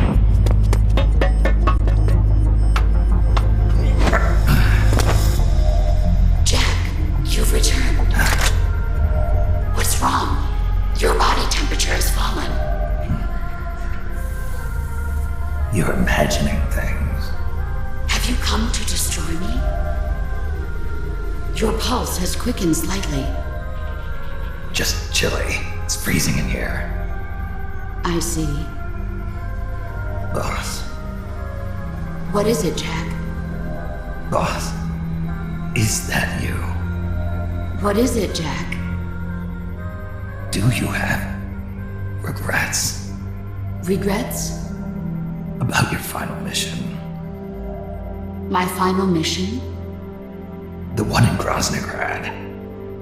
I've never been on a mission there. September 1964. You betrayed the United States, and then I killed you. I have no record of such a debriefing. Listen to me. I have to know. Did you defect to the Soviet Union of your own free will? There is no mission record matching that description. Jack. You're not the boss. The boss is dead. Don't do it, Jack. Drop your weapon, big boss. Mammal showed the same response back at the lab. It's a sure sign that you are nearby. It's an honor to meet you again, big boss. I've seen that coyote before. Lobo is the name. Lobo? Smells like a rotting corpse to me. I know all about you. Selinoyarsk, 10 years ago. You were involved. The operation to eliminate the traitor. I planned the whole thing. Shouldn't a suit like you be back at Langley? What the hell are you doing here? It's what the CIA does best. Ensure people in the know keep their mouths shut, or else pack them off someplace where there's no one to listen. I get it. Trying to claw your way back into their good graces. It's not quite that simple. My aim is a new world order. Détente, the NPT. SALT, TTBT. Ever since the Cuban Missile Crisis, the structure of the Cold War has been coming apart at the seams. A new age is dawning. An age in which Peace Walker, an infallible nuclear deterrent system with the patience and cold logic of a machine, will play a vital role. That's your plan? Assigning humanity's sins to a bunch of machines? Quite the romantic. Remember the Cuban Missile Crisis, when the commander of a Russian sub refused an order to launch a nuclear-armed torpedo at an American destroyer? In retrospect, that man was a hero. He saved the world from all-out nuclear war. Humans are incapable of destroying themselves. But an AI wouldn't hesitate to push the button. Precisely. Making it the one real deterrent. People hesitate, lose their nerve. Isn't that why deterrence theory works in the first place? No. Machines don't make mistakes. Only men do. That's why a fully automated, mechanized deterrent like Peace Walker is needed. Once our system is embraced, Langley will again turn its attention to Latin America as the cockpit of the new Cold War. Honduras, Nicaragua, Costa Rica, Panama. Peace Walker will be deployed along Central America's entire Caribbean coast. All of North America, South America, and the West Indies will be within its range. We'll bring law and order to the entire continent. And you'll still be calling the shots. You still don't get it. The age of heroes is over, buried alongside the boss and her bankrupt beliefs. From now on, our only heroes will be machines. Surely no one understands that better than you. Except perhaps your partner. A deterrent for hire. An army without borders. You've invented a new system too, and an admirable one at that. That's supposed to be an offer. I'm not offering anything. If I'm to sell my new system, you and yours have got to go. Wait! Coldman, I have questions for him. Information critical to the completion of the mammal pod. Give him to me. Don't waste too much time. We've just received word that the Salt 2 talks are on schedule. We will launch on time.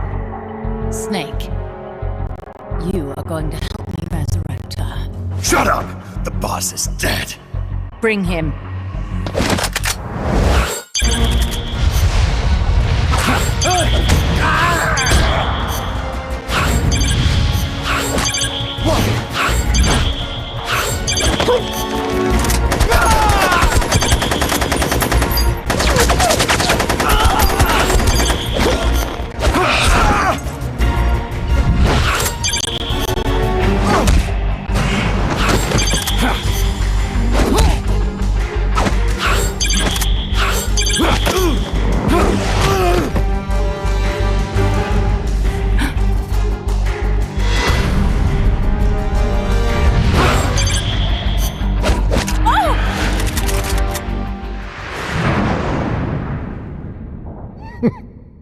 Take him away.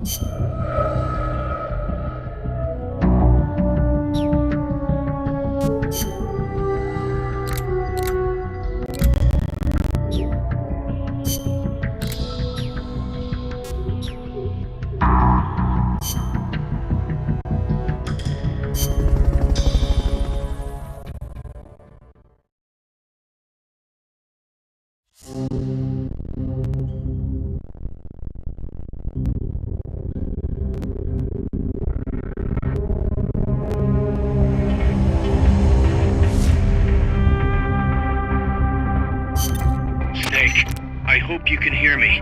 Word is you've been captured by Strangelove. I'm guessing they confiscated your gear, but I know you've still got something left. Search your memory, Snake.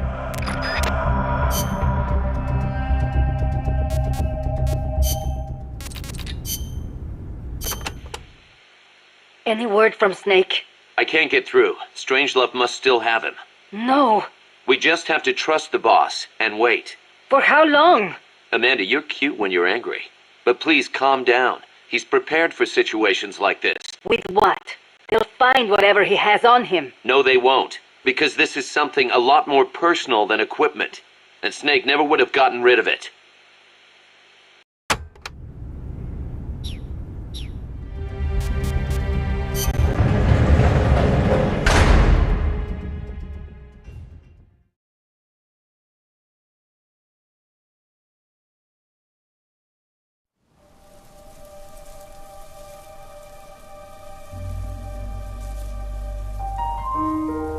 I didn't defect.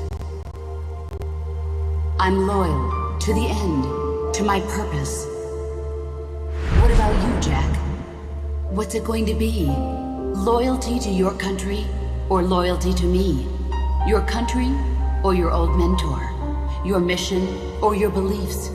Your duty to your unit or your personal feelings? The only thing we can believe in with absolute certainty is the mission, Jack.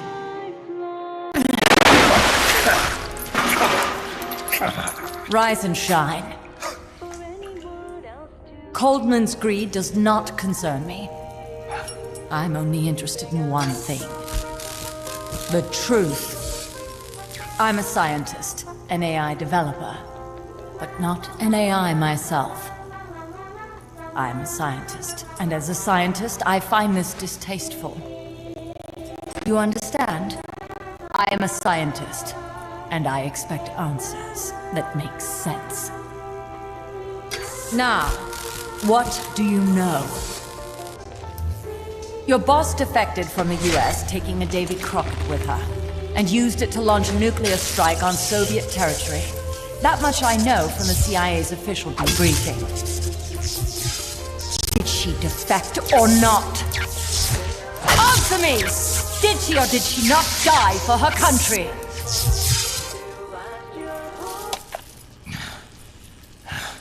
She sold us out. My orders were to take care of her. Liar! I want to know the truth! Brace yourself.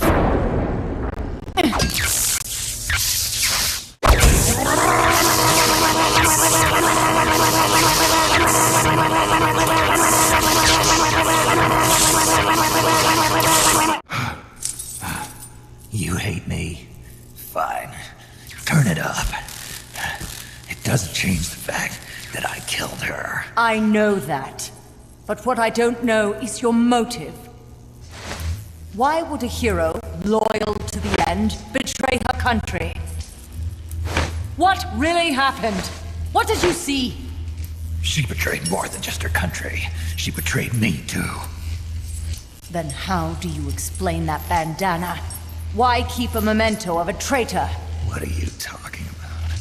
And what about that scar? Don't tell me you have the same scars by sheer coincidence. Don't touch me! Decorating your body with her memory. Rather effeminate, if you ask me. Answer me!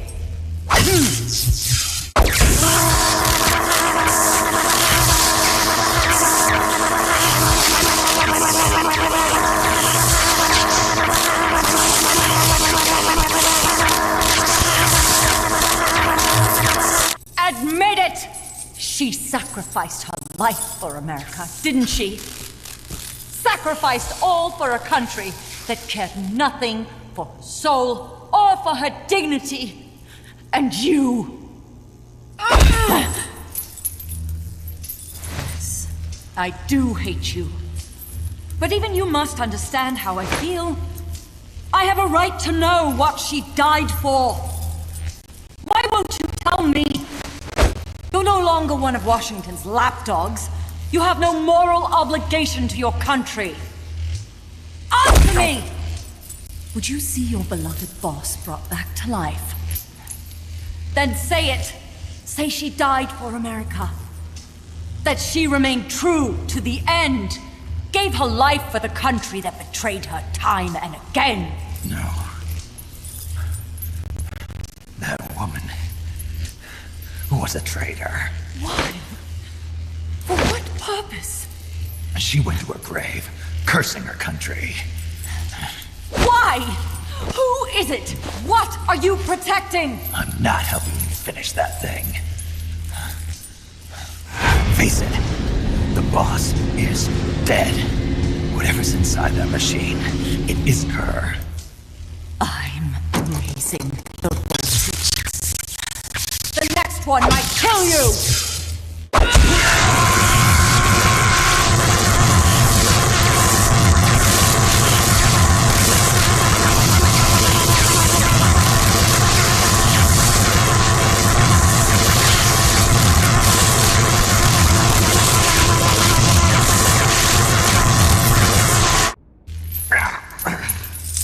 Why? Why not just give up? He's passed out.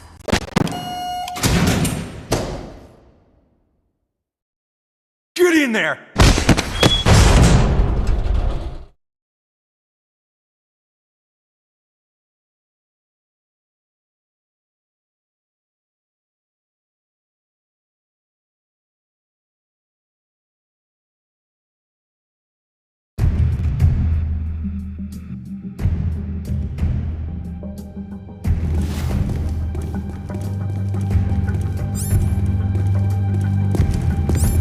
Don't be getting any ideas.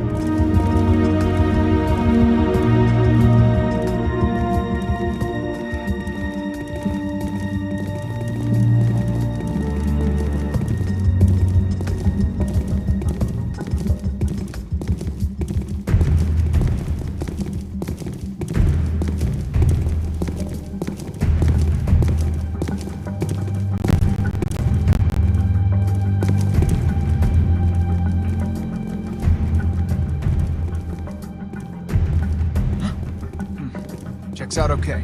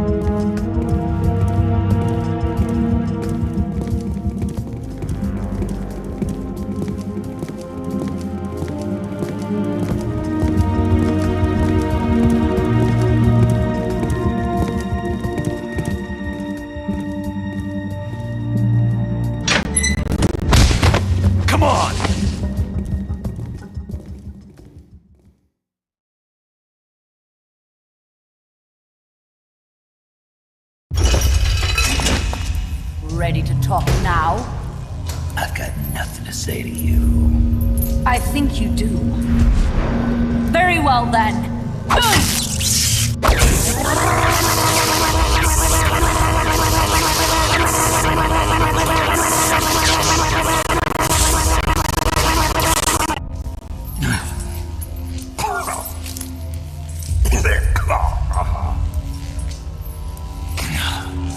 Kill me. I don't care. I killed her. No, that is not what I want to know.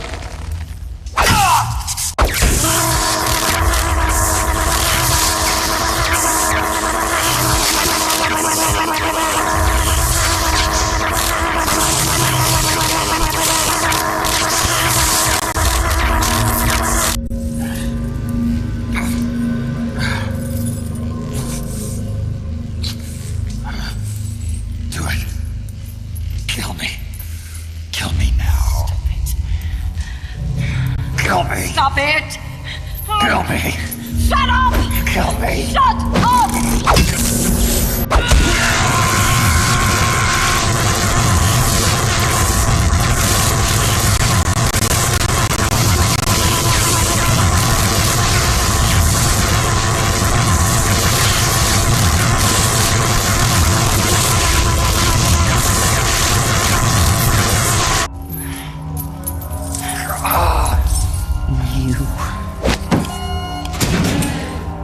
Take him away. Get in there!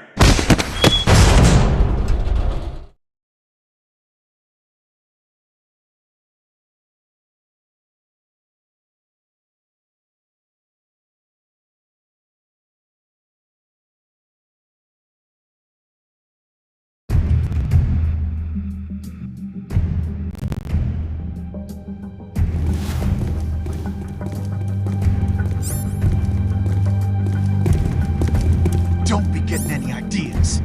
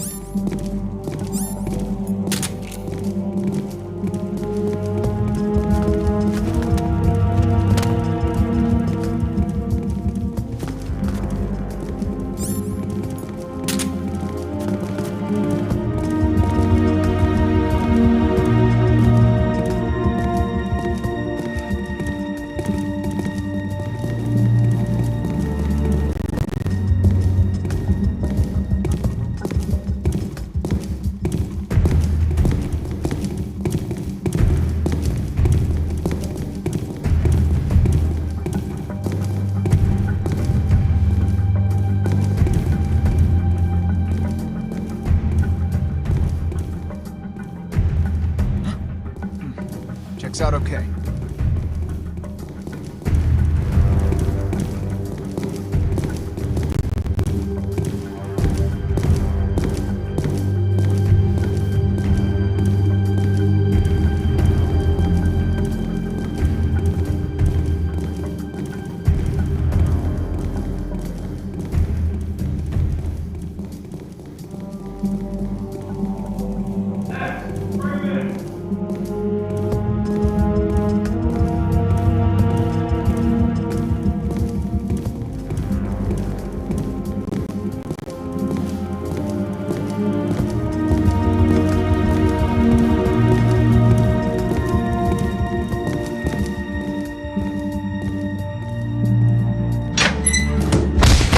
Come on!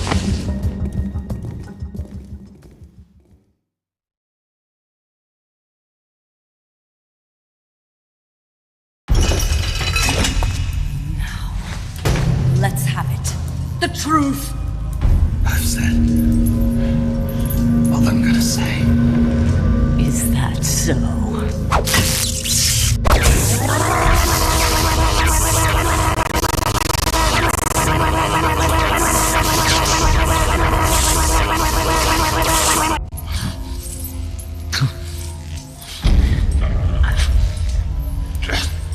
Up the voltage.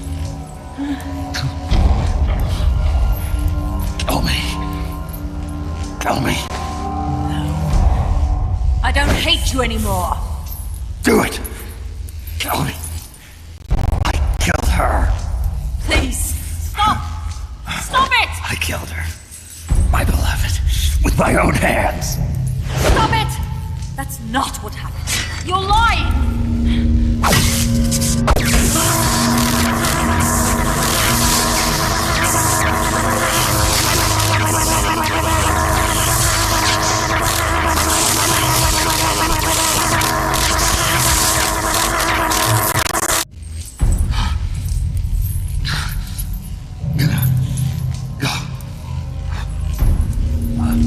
Okay. All right. The truth. She betrayed her country. Liar! She's not a traitor!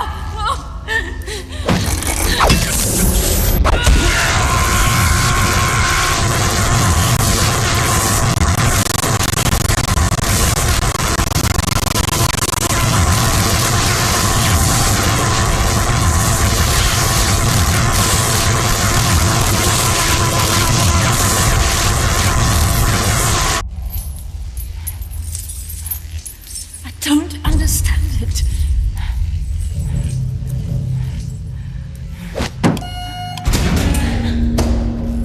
Take him away. Get in there!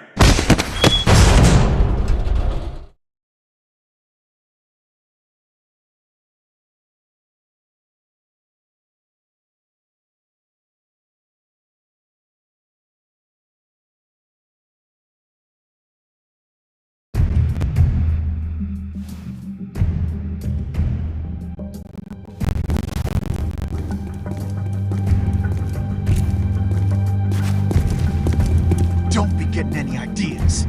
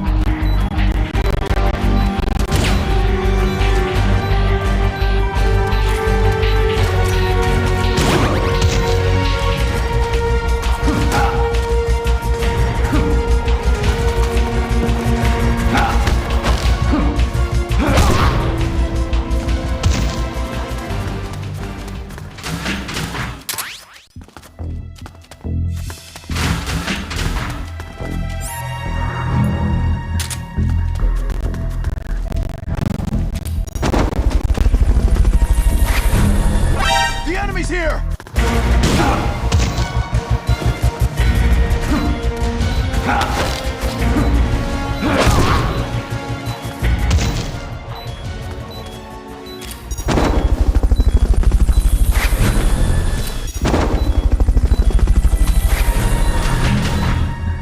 Fulton recovery subject confirmed onboard helicopter.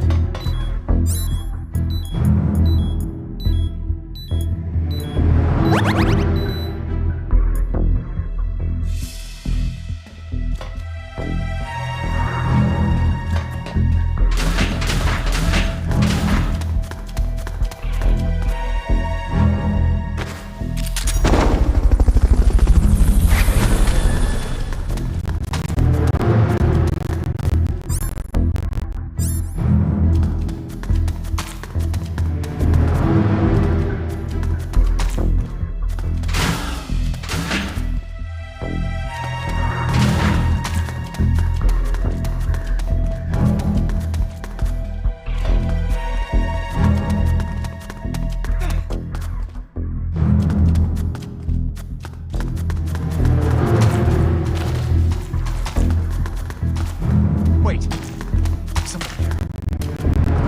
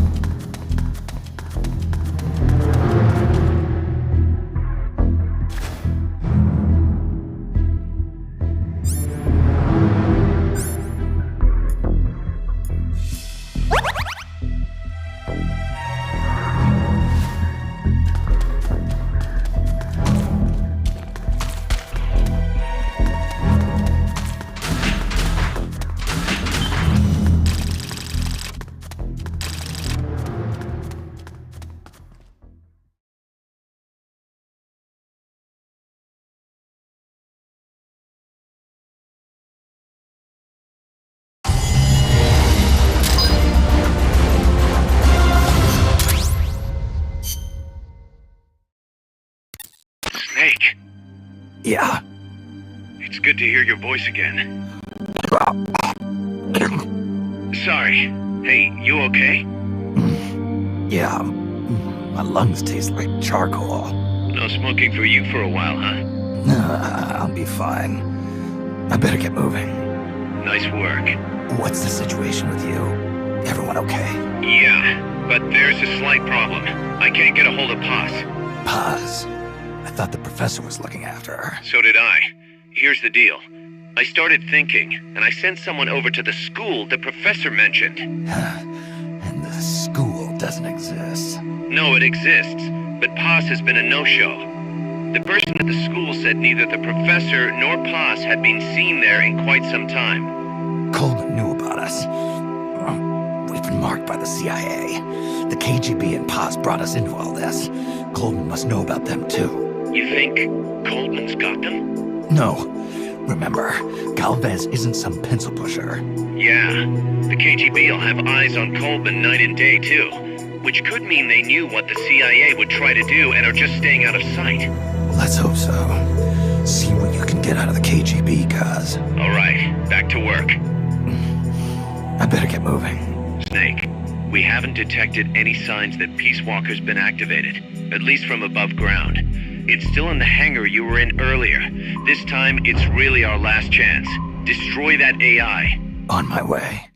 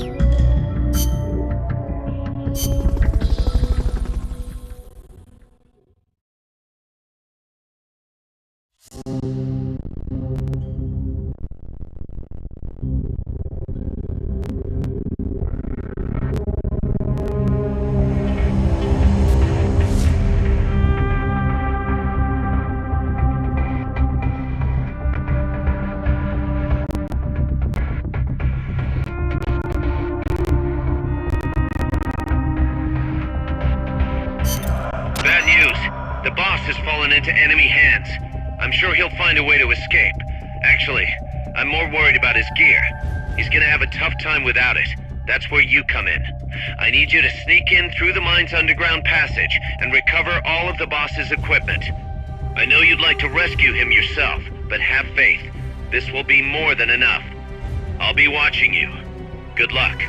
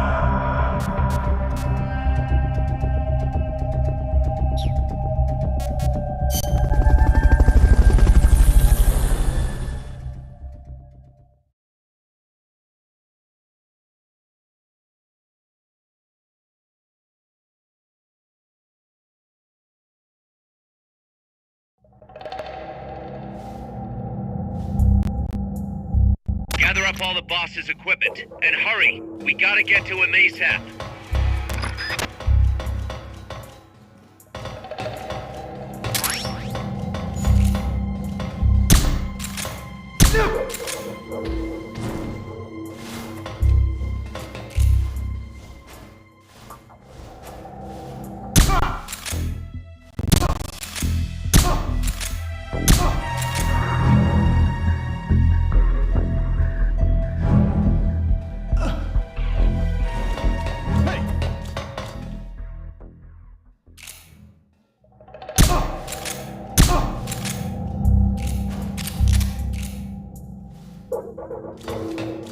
I know I saw something.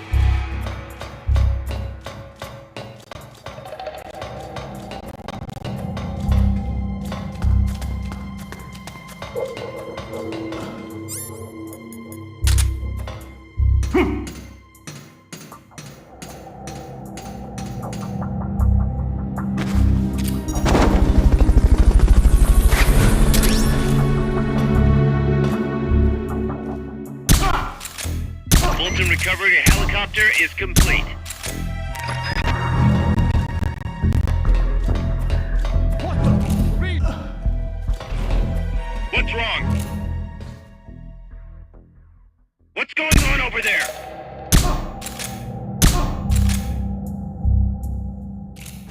Fulton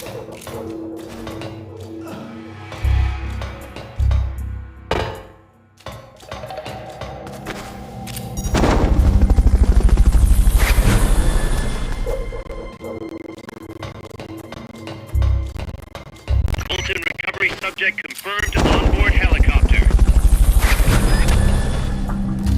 Hide until the elevator arrives. Don't let anyone detect you.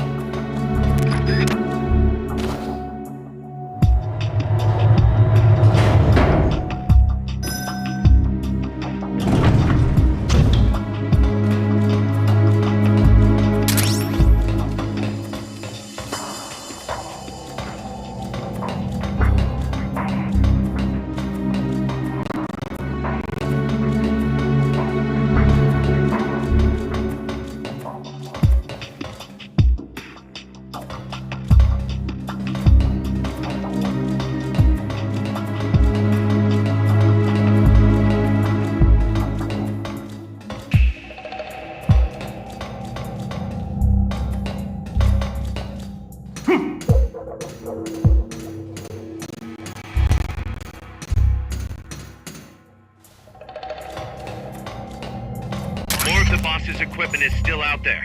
Make sure you recover it all.